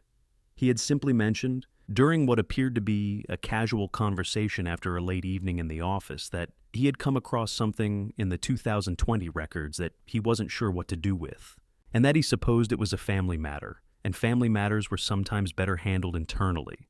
Raymond had understood the shape of the room he had just walked into. He had not needed it explained. The arrangement was not complicated. Dominic needed access to things Raymond could provide, internal scheduling system passwords that would allow after-hours file access, the specific dates and agenda items for meetings where the Meridian timeline would be discussed, small pieces of information individually unremarkable, collectively a map. Raymond had delivered them because the alternative was a conversation he had spent 3 years believing was behind him. 3 weeks ago, Raymond said, still not looking at me. He asked me to sign a witness statement confirming you had been present at a meeting in early June, a meeting where certain documents were discussed. A pause. You weren't at that meeting. There was no meeting. He wanted me to confirm something that didn't happen. You refused. I refused. He said it the way you say a thing that cost you significantly. I told him I would not sign a false witness statement. He told me I would regret that. Raymond was quiet for a moment. That was the night I understood it had gone somewhere I couldn't follow him, and I started recording. He reached into the interior pocket of the jacket and placed a USB drive on the bench between us. Georgia is one-party consent. He said he had done his research, which told me he had been thinking about this moment for 3 weeks. Every call I recorded I was a participant in. It's admissible. There are 6 files. The emails are on there too, pulled from my work account before I lost access. You lost access? Last Friday. Someone revoked my permissions to the Meridian folder. He paused. I'd already made copies. I tried to reach you that afternoon twice. The calls went to voicemail. I told myself I would come in person Monday. I told myself that was soon enough. He stopped. I was wrong about that. I picked up the drive. He told me there was one file in particular, third chronologically. In it, Dominic's voice in the flat transactional tone of a man conducting business. Moss confirmed Walter called him. Raymond, if Walter reaches out to you, you know nothing. Understood. 4 words. Moss confirmed Walter called. Gerald Moss, the same man I had entrusted with my body's history for 12 years, reporting my phone call to my son within the hour. The circle was closing from every direction. 7 families, Raymond said then. His voice had dropped to something barely above the register of the fountain behind us. I pulled the full list from the Halford correspondence before I lost access. Properties across Georgia, South Carolina, and Florida. 7 separate transactions. 7 families who signed over something equity partial ownership, full deed. Halford runs the acquisition side and takes the asset. Dominic provides the architecture angle. Makes it look like a legitimate development deal. He stopped. Walter, His voice caught in the specific way of someone who has been holding a sentence back for a long time. I should have come to you months ago. I knew it was wrong. I told myself I was protecting myself, but I was just afraid. He pressed the USB into my hand, stood up and walked back toward the Whitaker Street entrance without looking back. I watched him go. I sat alone beside the Forsyth fountain for a time that I did not measure. The water moved through its pattern lit and indifferent. Eleanor had loved this park in the particular way she loved all things in Savannah, not with sentiment, but with the ease of someone who has genuinely made a place her own. The city will still be there on Monday morning, she used to say. On the evenings I brought work home and sat at this very bench with a rolled drawing under my arm, unable to stop calculating. It had been her way of telling me that whatever I was building would wait. I looked at the USB in my palm. 12 hours to the meridian closing. 7 families. I stood and walked back to my car. At my kitchen table until 2 in the morning, I laid it all out in the order it would need to be presented, cross-referencing Marcus's financial records against the dates on Raymond's emails, matching the names in the Halford correspondence against the county property filings, building the timeline from February through Father's Day with the precision I would have given a structural drawing.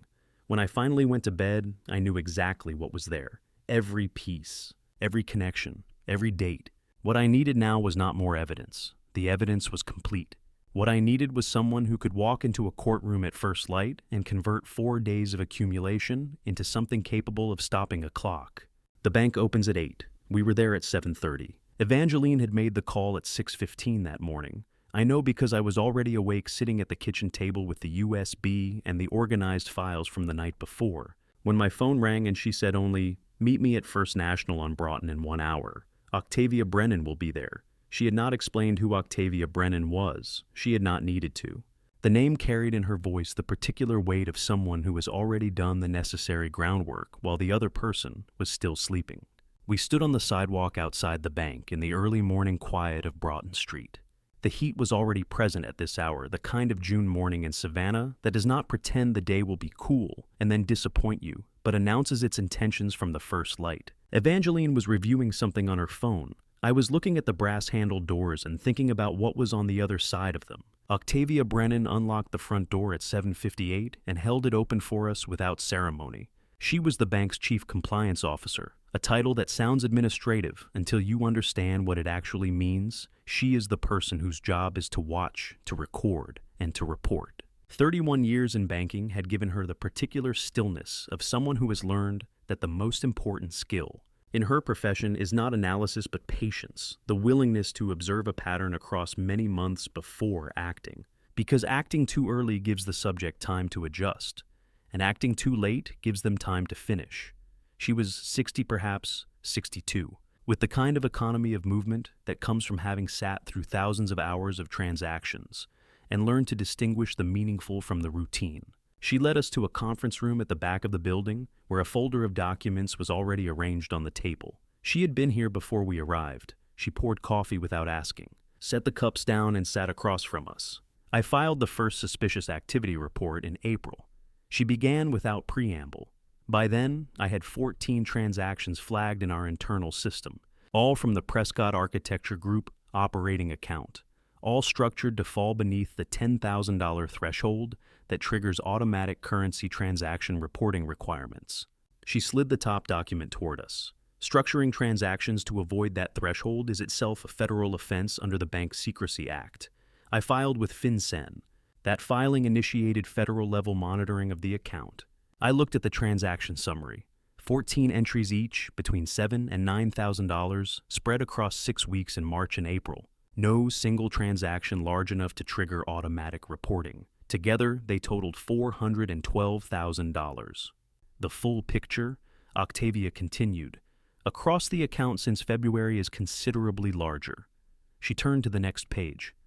$1 million $240,000 transferred out of the corporate account over 14 weeks. The transfers went to 3 destinations. She indicated the column on the right side of the page. A holding account registered to Coastal Legacy Properties, LLC, a personal account in Dominic Prescott's name, and one transferred direct of $45,000 to a Gerald Moss at a practice address on Price Street. The room was quiet except for the low sound of the building's air conditioning. $45,000. Gerald Moss had not simply been pressured, he had been paid.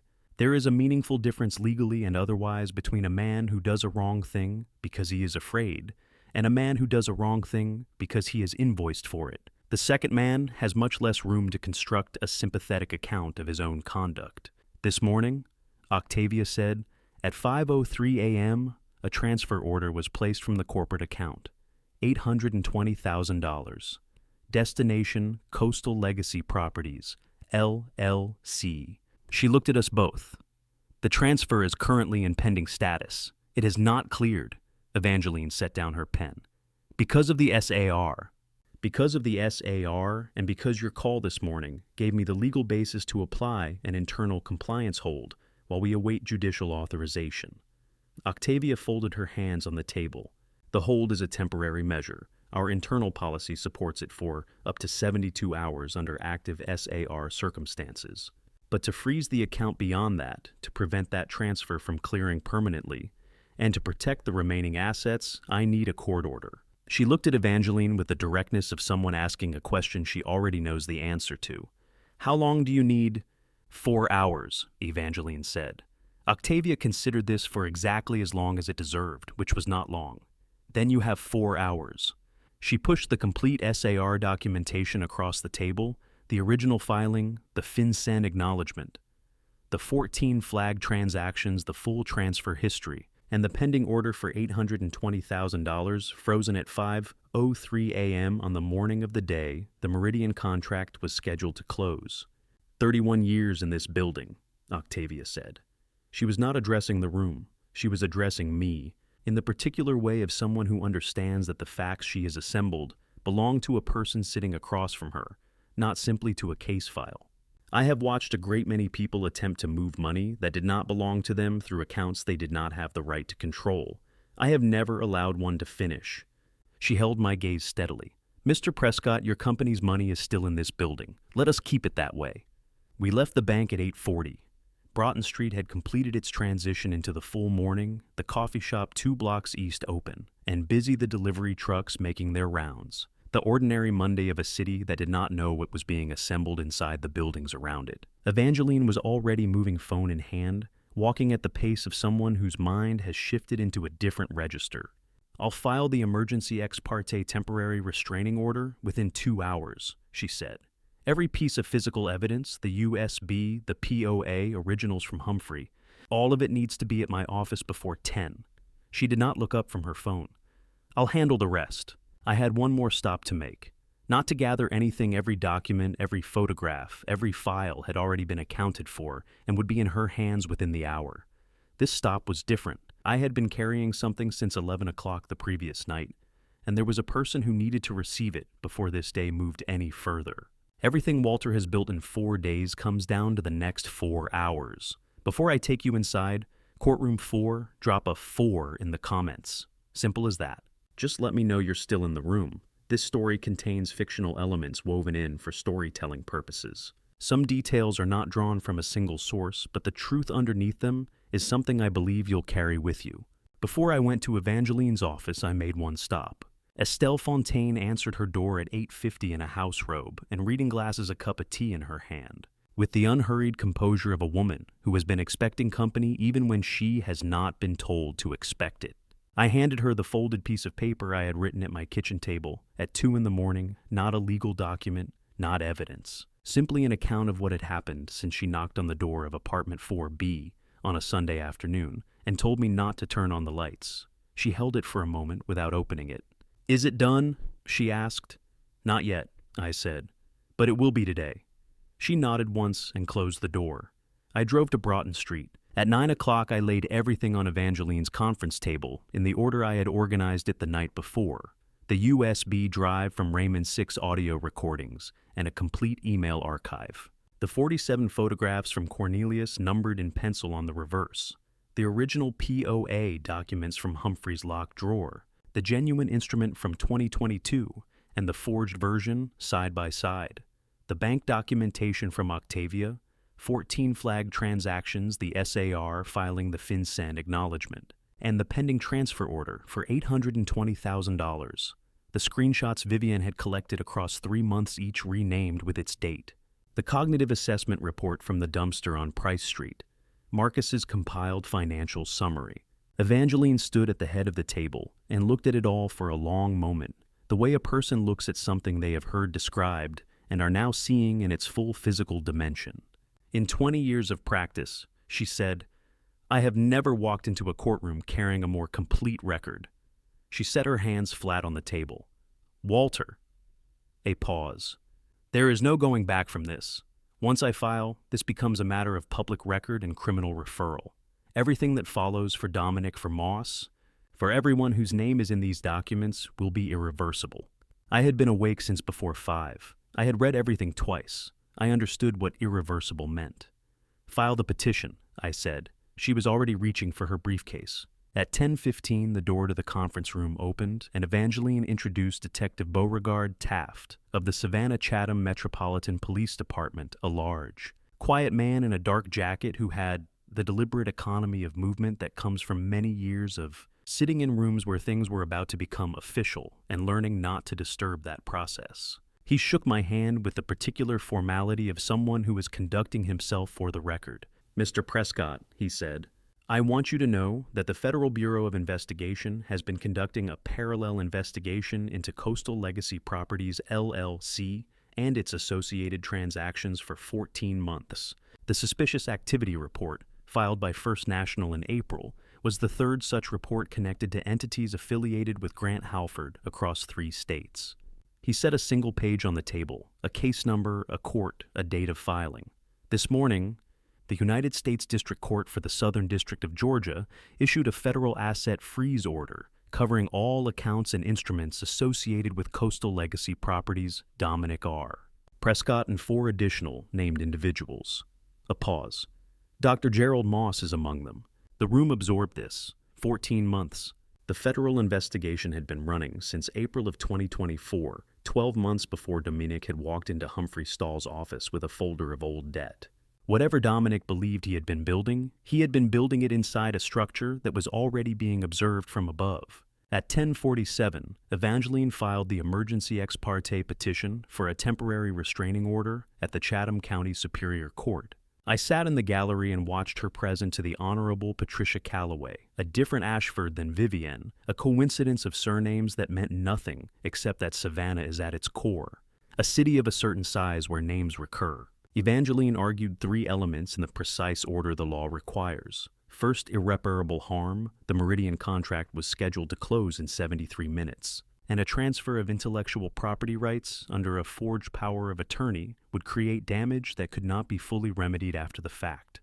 Second, clear evidence she placed the 2 POA documents before the court, the 2022 original and the forged instrument, and said simply, "The signatures do not match, and the notarizing officer has confessed under interview." Third likelihood of prevailing on the merits, she referenced the federal asset freeze already in place, the audio recordings obtained under Georgia's one-party consent statute, and the 14-month federal investigation that had produced its own parallel findings. She spoke for 11 minutes. Judge Patricia Calloway signed the order at 11:48. The TRO covered the Meridian transaction, the pending bank transfer, and all instruments executed under the disputed power of attorney, the federal freeze already active, extended coverage to the interstate dimensions of the scheme. 2 orders, 2 jurisdictions, the same result. Everything stopped. Marcus called at 11:58. "It's done," he said. "All accounts frozen. The Meridian closing just fell apart. Their attorneys received notice from the court 4 minutes ago." A brief pause. Dominic was notified at 11:51. I was standing on the steps of the Chatham County Courthouse in the full noon heat of a Savannah June, de Rebas, looking across Wright Square at the live oaks that have been standing in that spot longer than any building I have ever designed. I said nothing. At 12:01, my phone showed Dominic's name. I let it ring. At 12:03, it rang again. I answered. There was a silence on the line, not the silence of bad reception, not the silence of a man collecting himself. The silence of a man standing in the wreckage of something he had constructed over months and believed to be sound, listening to it come down. Then, how? Not a question, a word, repeated. How? I had heard that word spoken in exactly that register once before 20 years ago, when a contractor I had trusted with a foundation had substituted inferior fill material and stood beside me watching the first wall crack open along a line I had not designed, saying, "How can this be happening?" Not because he did not understand the physics of what poor foundations do to buildings, but because he had been so certain he would not be caught. That discovery itself seemed to violate some law he believed in. How is not the sound of remorse? It is the sound of a man who trusted his own architecture and is watching it fail. I ended the call. That evening he came to the house. I had been sitting in the same chair for 3 hours when I heard the key in the lock. I did not move. The bourbon was on the side table where I had placed it at 5:32. Fingers neath the glass still full, and the ice long since melted into nothing. The lamp in the corner was on low. The windows were open to the square, and through them came the sound that Savannah makes in the deep of a June evening, the cicadas at full register. The distant suggestion of traffic on Abercorn Street, the occasional voice from somewhere along the block, a city going about the warm and ordinary business of a Tuesday night. The door opened. Dominic stepped inside. He saw me immediately. I had positioned myself in the chair directly across from the entrance, which he would have recognized as deliberate because he knows this house the way anyone knows a house they grew up in. He closed the door behind him. He was still in the clothes I imagined he had worn to the closing that never happened. The dark jacket, the open collar. A man who had dressed for a significant day and been unable to revise himself since. He crossed to the center of the room and stopped.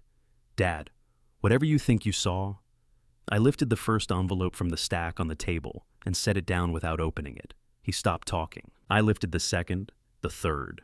4 envelopes in a line on the table between us. Photographs, the POA documents, the bank statement summary, the cognitive assessment report that had spent the night in a dumpster on Price Street. I did not open any of them. I did not speak. The contents of those envelopes had already been read by a judge. They did not need to perform for Dominic. He looked at them. Something in his posture shifted the particular recalibration of a man who had come prepared for one kind of conversation and has recognized he is in a different one. "You have to understand," he said, and his voice had moved into a different register, softer, more careful, reaching for the tone of a man explaining something complicated to someone he loves. "The company was in trouble, Dad. Real trouble. Not the kind that shows up in the numbers you were watching. Deeper than that. I was trying to protect what you built. I was trying to make sure there was something left. Everything you were describing," I said, "has been placed before a judge." He was quiet for a moment. Then he tried the last door available to him. "I have a medical evaluation," he said, "from a physician who has known you for 12 years, a formal assessment indicating early cognitive decline. Dad," he paused, and to his credit, there was something in his face that was not entirely performance. "I have been worried about you, about whether you have been able to make clear decisions. Any attorney will argue that the evidence you collected was gathered by someone whose judgment, we are synthesize. I picked up my phone from the arm of the chair and pressed play. Moss confirmed Walter called him. "Raymond, if Walter reaches out to you, you know nothing," understood Dominic's voice. From a Tuesday evening 3 weeks ago, coming out of a speaker in a room he had grown up in. The quality of the recording was clean and flat and entirely without drama, the way the most damaging evidence usually is. The room went completely quiet, not the quiet of a conversation pausing. The quiet of a man who has just heard the door he was standing behind open from the other side and found that there is no room beyond it. 7 seconds. I counted them the way I had counted the silence on Gerald Moss's phone line, not with impatience, but with the steady attention of someone documenting a moment they know they will remember with precision for the rest of their life. Dominic sat down. He had not been invited to, but his legs had made the decision independently. He looked at the floor between us, and for the first time since he had walked through the door, he looked like someone whose age I could accurately calculate, not the controlled forward-moving version of himself that he presented to every room he entered, but something younger and more uncertain underneath. When he finally spoke, his voice had changed again. Not performance this time, something quieter than that. "Does it always have to end this way?" He said it to the floor, or to the space between us, or to no one in particular. Even before He stopped. The sentence hung there unfinished. The way sentences hang when the person speaking them has reached the edge of something they had not planned to say. He did not complete it. I looked at my son. I looked at the set of his jaw and the slope of his left shoulder fractionally lower than the right. A habit from a childhood backpack that I had corrected a dozen times and eventually accepted as simply part of how he moved through the world. I looked at the hands that had signed a document at a conference table in the Drayton building 4 days ago, and I tried with the full and honest effort of a man who has spent 40 years attempting to understand the structures people build and why they build them, to locate something I recognized. I found it. That was the worst part. I found it. "I have loved you every day of your life," I said. "Every single day, without condition and without accounting." I let that sit for a moment. That is why this is the saddest room I have ever sat in. I stood up. I walked to the front door and opened it. The night air came in the jasmine from somewhere along the square, the cicadas, the amber of the gas lamps casting their familiar circles on the pavement below. "Good night, Dominic." He rose from the chair. He crossed the room.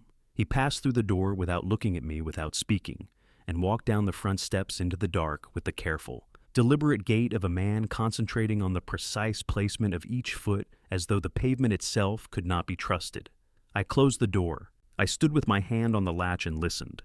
The engine of his car starting a sound I have known since he was 16 years old, and I taught him to drive in the parking lot of a warehouse on the east side of the city that I was renovating at the time. The engine moving away down the street, diminishing, gone, and then only the house.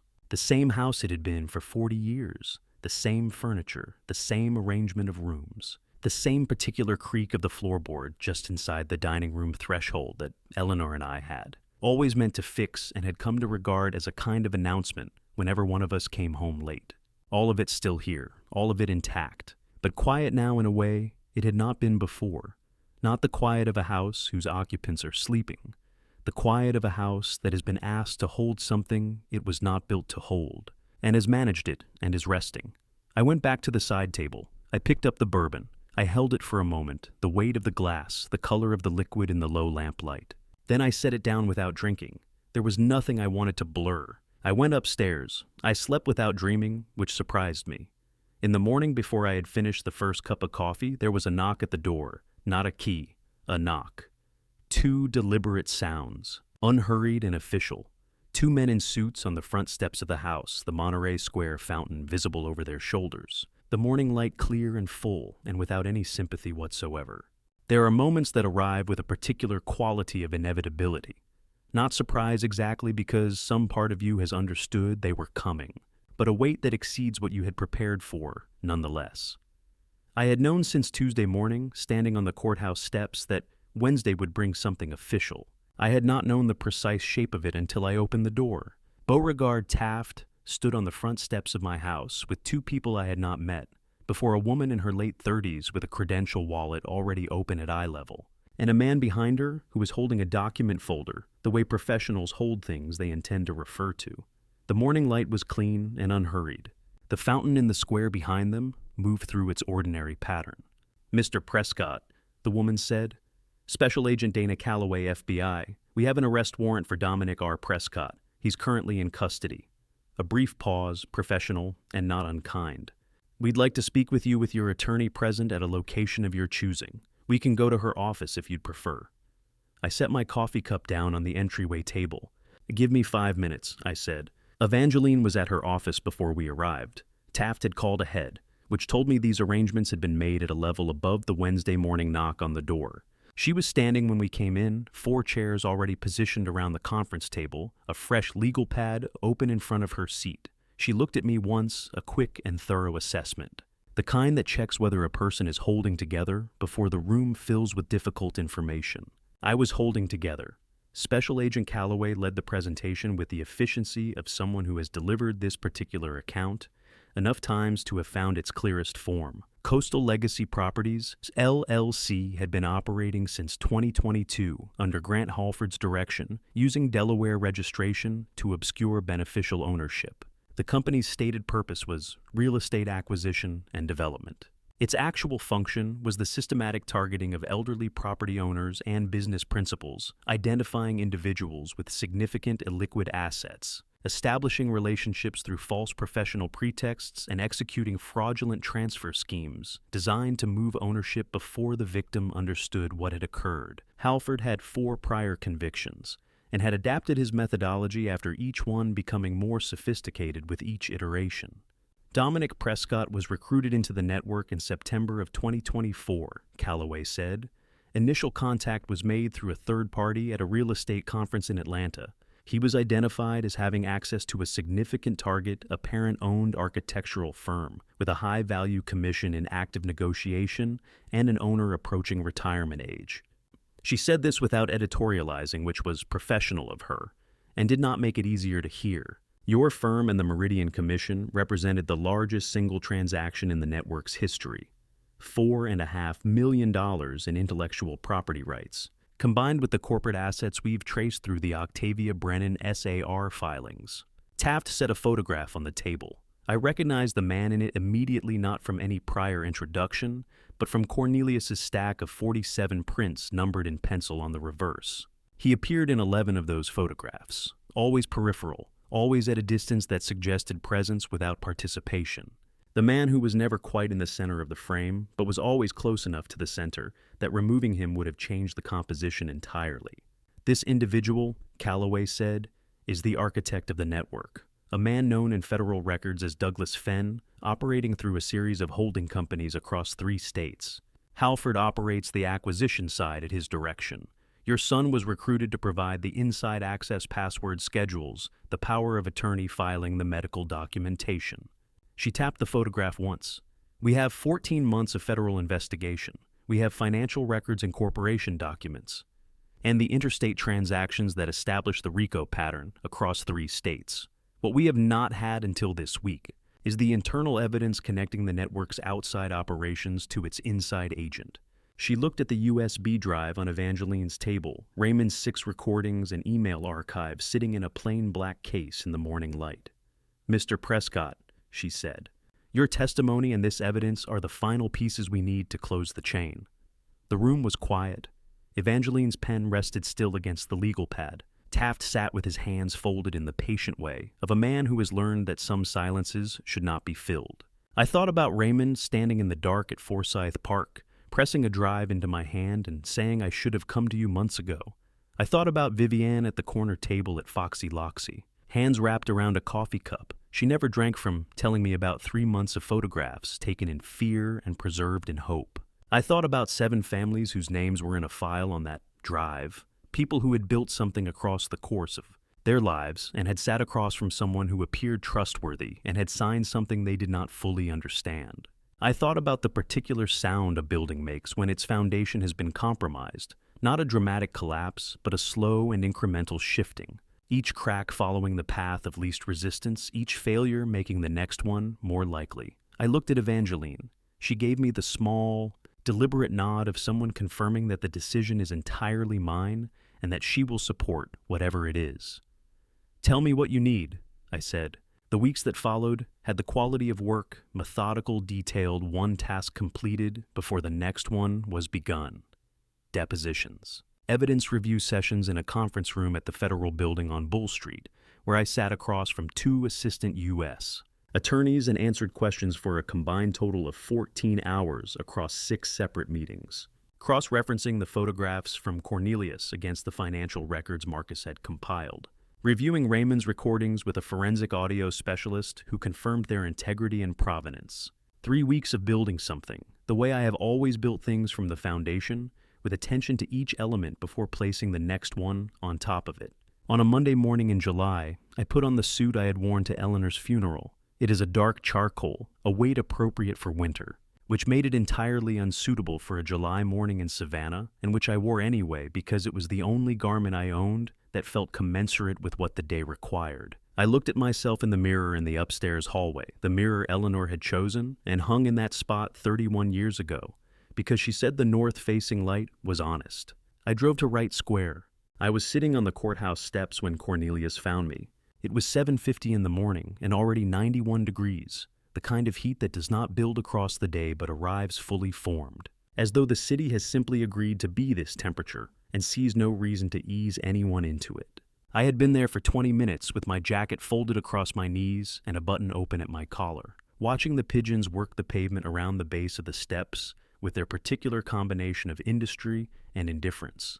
Cornelius sat down beside me without comment and held out a paper cup of coffee. I took it. A few minutes passed.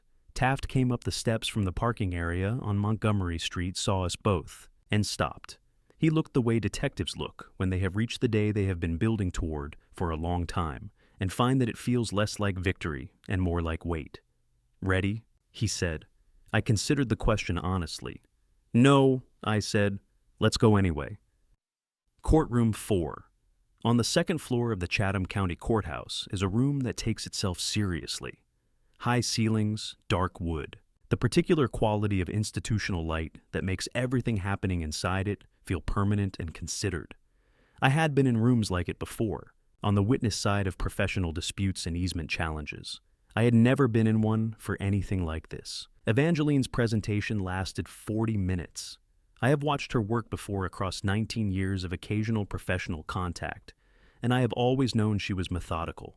What I had not fully understood was the quality of her stillness under pressure, the way she moved through evidence without urgency, placing each piece in its position, the way a careful hand places a stone in a wall, understanding that the structure holds not because any single element is exceptional, but because everything fits. When Dominic's attorney introduced the cognitive assessment report, 4 pages bearing Gerald Moss's signature, and my name and a date on which I had been 40 miles away reviewing structural specifications, Evangeline set a folder on the judge's bench without raising her voice.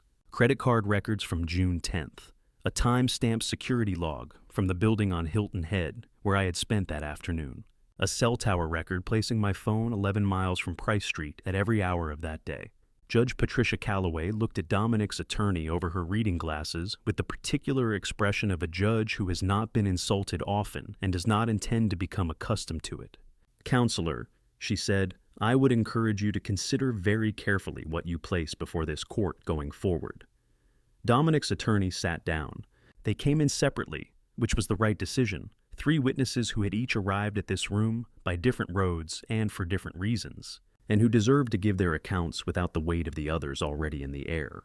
Vivienne spoke quietly and without hesitation, the way a person speaks when they have decided that precision matters more than composure. She described the document she had seen on Dominic's desk in January, the months of photographing screens in an empty room. The name Grant Halford appearing again and again in language about clean transfers and closed timelines. She did not look at Dominic while she spoke. I understood that. Humphrey Stahl placed 2 envelopes on the evidence table with hands that were not entirely steady. He described the visit in April, the folder of old debt, the specific words Dominic had used. He did not ask for sympathy, and the room did not offer any, which was the correct arrangement for everyone involved. Raymond was last. He was 26 years old in a courtroom that had seen considerably older men broken by considerably smaller truths, and he sat in the witness chair with the specific quality of someone who has already done the hardest part, which was telling the truth the first time in a park at 11 o'clock at night, to a man who had trusted him and had reason not to. Everything after that was repetition. When he finished, I looked at Dominic, just once. Across the width of the courtroom, in the moment before the next procedural movement began, I let myself look directly at my son. His head was down. His hands were flat on the table in front of him, the left shoulder slightly lower than the right. The habit of a too-heavy childhood backpack that I had corrected a dozen times and eventually accepted. 42 years I had known this person. I had known his first word. His first architectural drawing, a lopsided house in crayon at age 5, that I had kept in a folder. I still had every version of the person he had been on his way to becoming this one. I had not seen this one coming. That was the fact I had been carrying for 30 days, and it did not get lighter for being named. Judge Calloway delivered the civil judgment at 2:15 in the afternoon. The power of attorney of May 26th was declared void ab initio, without legal effect from the moment of its creation. The amendment of June 11th likewise. All transactions executed under either instrument were unwound. The full corporate assets of Prescott Architecture Group, totaling $8.3 million, were restored to Walter J. Prescott. The Meridian International Commission intellectual property in its entirety returned to its originating architect. The federal criminal sentences had been handed down the previous Thursday in U.S. District Court. I had not attended that proceeding by choice. Grant Halford, 18 to 22 years. Federal system, no parole eligibility for the first 15. Gerald Moss. License revoked by the Georgia Medical Board, $180,000 in fines and restitution. 36 months probation. Dominic, 12 to 15 years, 12 to 15 years. I wrote the number on the legal pad in front of me and looked at it for a moment. Then I closed the pad. Outside, the July heat was absolute and merciless, the kind that makes the pavement seem to breathe. Taft found me on the steps with my jacket over my arm. 7 families, he said. Mr. Prescott, all 7. Everything frozen, everything referred. What you put together in 48 hours gave us what 14 months couldn't. He paused. That matters. I nodded. Cornelius appeared at my left and placed one hand briefly on my shoulder, a gesture that required no elaboration and received none. I sat down on the steps. The July sun came down without sympathy on Wright Square, on the live oaks and the fountain and the pigeons and the lawyers walking briskly in both directions. All of it continuing at its ordinary pace, the way a city continues, regardless of what has just been decided inside its buildings. A pigeon landed 3 feet away, considered us briefly and left. "You all right?" Cornelius asked. "No," I said. "Good," he said. Anyone who walks out of something like this feeling fine isn't somebody who was paying attention. I drove home alone, stood in the hallway for a while, with my jacket over the banister, and the house doing what houses do, holding everything, making no comment on any of it. Then I went back out to the car. I took the Marsh Road's east windows down the salt air coming in off the water, past the point where the city thins out and becomes something older and quieter, past the places where the live oaks grow so close to the road, their roots have lifted the pavement in long, patient ridges. I was driving toward Isle of Hope. The marsh roads east of Savannah do not hurry anyone along. They move through stands of live oak so old and close that their canopy meets overhead, filtering the afternoon light into something green and diffuse, and then open suddenly onto stretches of cordgrass and tidal flat that smell of salt and low water and the particular mineral honesty of a coast that has not been improved. I had driven these roads before years ago on Sunday afternoons, when Eleanor wanted to think without talking. She had loved the way the landscape refused to be domesticated. I found the address Marcus had noted in his file 3 weeks before, a white clapboard house at the end of a lane where the land gives way to Skidaway Narrows, with a dock that extended maybe 20 feet over the water, and a gardenia hedge along the front walk so heavy with bloom that the sweetness reached me before I had finished closing the car door. Estelle opened the door before I knocked. She looked at my face, the suit, the undone collar, the particular quality of a man who has just spent 7 hours in a courthouse and said nothing about any of it. She simply stepped back and held the door. "Tea," she said. "Kitchen." We sat at a pine table that had probably been in that kitchen since before either of us was born, with the windows open to the water and the tide moving slowly in the narrows below. She poured without asking what I wanted. I told her about the judgment, the civil restoration, the criminal sentences, the POA declared void from its first moment. She listened the way she had listened in the apartment on Bull Street, completely without filling the spaces between facts with commentary. When I finished, she set her cup down. 7 families, she said quietly. 7 families. She had known about them before I did. I realized that now. I looked at the water through the window for a moment. "Why did you warn me?" I said. "You could have let it go. It wasn't your business. You didn't owe me anything." She was quiet for long enough that I thought she might redirect the question. Then she folded her hands on the table and looked at them. And 30 years ago, she said, I was in my 2nd year on the bench. A case came before me, a man 67 years old, a contractor. His son had forged documents transferring the equity in his business to a shell company. The case had procedural problems. I ruled on a technicality. A pause. The correct ruling, by the letter of what was in front of me, the wrong ruling by every other measure. She looked up. He lost everything. He died 19 months later. His doctor said it was cardiac failure. I have always believed it was something else. The gardenia smell moved through the kitchen on the afternoon air. When Dominic came to my door about the apartment, she continued. He was charming and thorough and asked very specific questions about the sightline from the 4th floor windows of the building across the street. He didn't know I had spent 40 years learning to read the difference between a man who is curious and a man who is measuring. She paused. I tried to reach Vivienne. He had redirected her number calls from my line, went to a voicemail she never received. I could not get to anyone close to you. She looked at me directly. So I waited. I knew Dominic had given you that apartment for a reason. I knew eventually you would come. 2 months, I said. I've waited longer for harder things, she said simply. I held the teacup without drinking.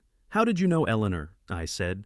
The shift in Estelle's face was small and unmistakable, the particular softening of someone who has been holding a name carefully for a long time and has just been given permission to set it down. We met in 1988, she said. A bar association dinner. She came with a young architect who spent the entire evening talking to the people he already knew, so she talked to me instead. A small pause.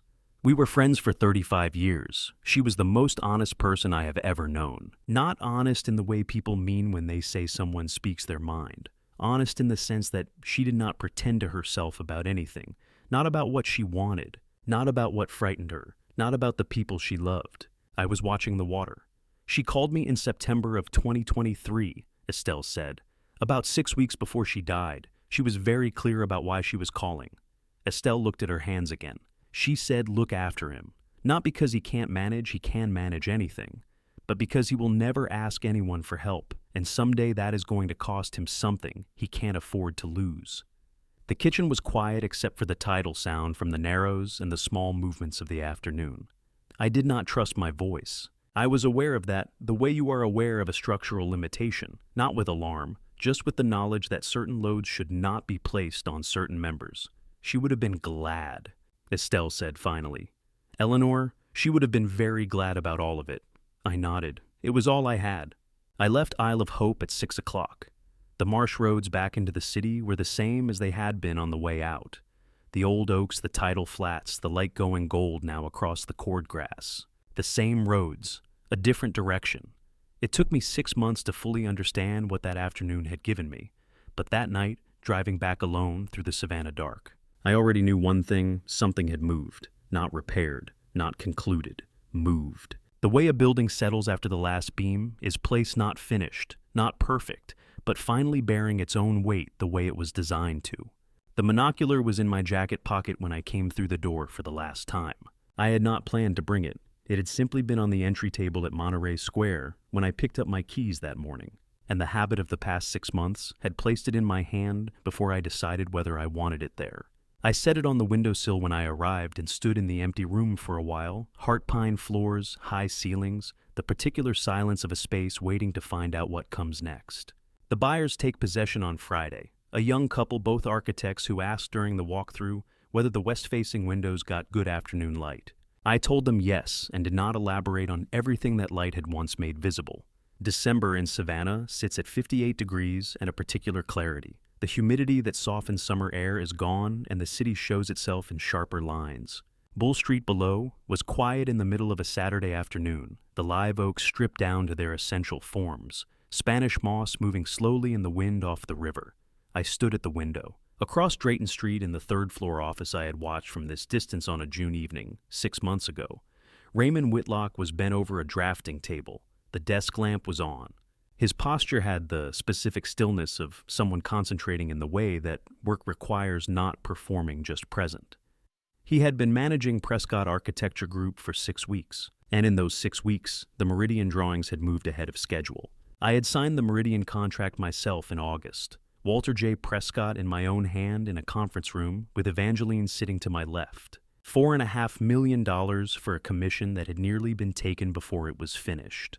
The lines had not changed. They were the same ones I had watched projected on a wall screen through this monocular on a Sunday night in June, not knowing then whether I would ever put my own signature beneath them. I had put my own signature beneath them. In the months between that August afternoon and this December one, the other things had settled into place with the quiet logic of things that were always going to happen once the obstruction was cleared. 7 families their cases referred. Their losses partially restored, the process incomplete, in the way legal remedies always are when measured against what was actually taken. Vivienne had filed for divorce in September. I had called her afterward, not with comfort exactly, but with the plain acknowledgement that she had been braver than she knew when she sat at a corner table in the Starland district and pushed a phone across to a man who had reason to doubt her. She was quiet for a moment. Then she said, "Thank you," and I understood she was not thanking me for the call. Cornelius and I had breakfast every Wednesday at a place on Broughton Street where the coffee arrived without ordering. We did not talk about the case. We talked about the city and a garage renovation he had been planning for 3 years and continuing to not begin. It was enough. Estelle and I met every Sunday at her kitchen table on Isle of Hope with tea and the particular December quiet of a house by water in winter. We talked about Eleanor, not about what had happened, but about who she had been, the things she said, the way she ended arguments by simply describing what was true and waiting for the room to catch up. I had known Eleanor for 31 years. In 6 Sundays with Estelle, I learned things about my wife that 31 years had not given me. I did not find that sad, On Tuesday and Thursday evenings, I taught at SCADE, a graduate seminar in structural design for students whose tuition had been waived, 23 people who had not yet learned to doubt their own ideas. It was the most useful place I could think of to put the next few years. I picked up the monocular, held it without raising it, turned it once in my hand, and thought about a Sunday evening in June when I had sat on a wooden floor in the dark with this instrument in my lap, watching my life change at 58 feet. Raymond had not moved from the drafting table. There are things you pass on without intending to. The angle of a shoulder over a drawing, the way a lamp is positioned, the refusal to leave a problem unresolved before going home. I had learned these things from watching my own father work, and somewhere in 18 months of proximity, Raymond had absorbed them without either of us arranging it. I used to believe what we pass on is chosen. I know now it is not. The only question is whether you have been worth the passing. I placed the monocular on the windowsill. I set the key beside it. Then I picked it back up, held the full weight of this small, ordinary thing that had arrived in a wooden box as a gift, and had become something else entirely, and had become something else again. The view through this window had shown me the worst thing I had ever seen. It had also given me 6 months of mornings in which I knew exactly what I was fighting for. 74 years old, buildings standing in this city that will outlast me by 100 years.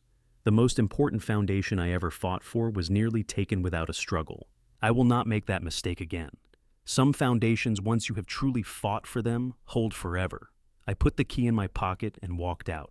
I am Walter Prescott, and this has been my family story. I built structures meant to outlast me. I forgot to protect the foundation closest to home. That is the mistake I almost didn't survive. Family betrayal doesn't announce itself. It arrives wearing a familiar face, holding a gift, calling it love. I waited too long to look clearly at the people I trusted most, and nearly lost everything I had spent 40 years building. Don't wait the way I waited. Look clearly. Look early. God gives us discernment for a reason. Use it before you need it desperately. My personal belief: trust is not weakness, but trust without awareness is a foundation poured without testing the ground beneath it. Every family story has the version people tell and the version the documents reveal. Know which one you are actually living in. Family betrayal leaves marks that legal victories cannot fully erase. I won in court. I still sit with the weight of it on certain evenings. That is the part no one warns you about. If this family story made you feel something, say it in the comments. If it made you think of someone who needs to hear it, share it. And if you want to stay for whatever comes next, you know where the subscribe button is. Thank you for watching until the very end. It means more than you know. The stories ahead contain fictional elements crafted for reflection and awareness. If that's not what you're here for, no judgment. Choose what serves you.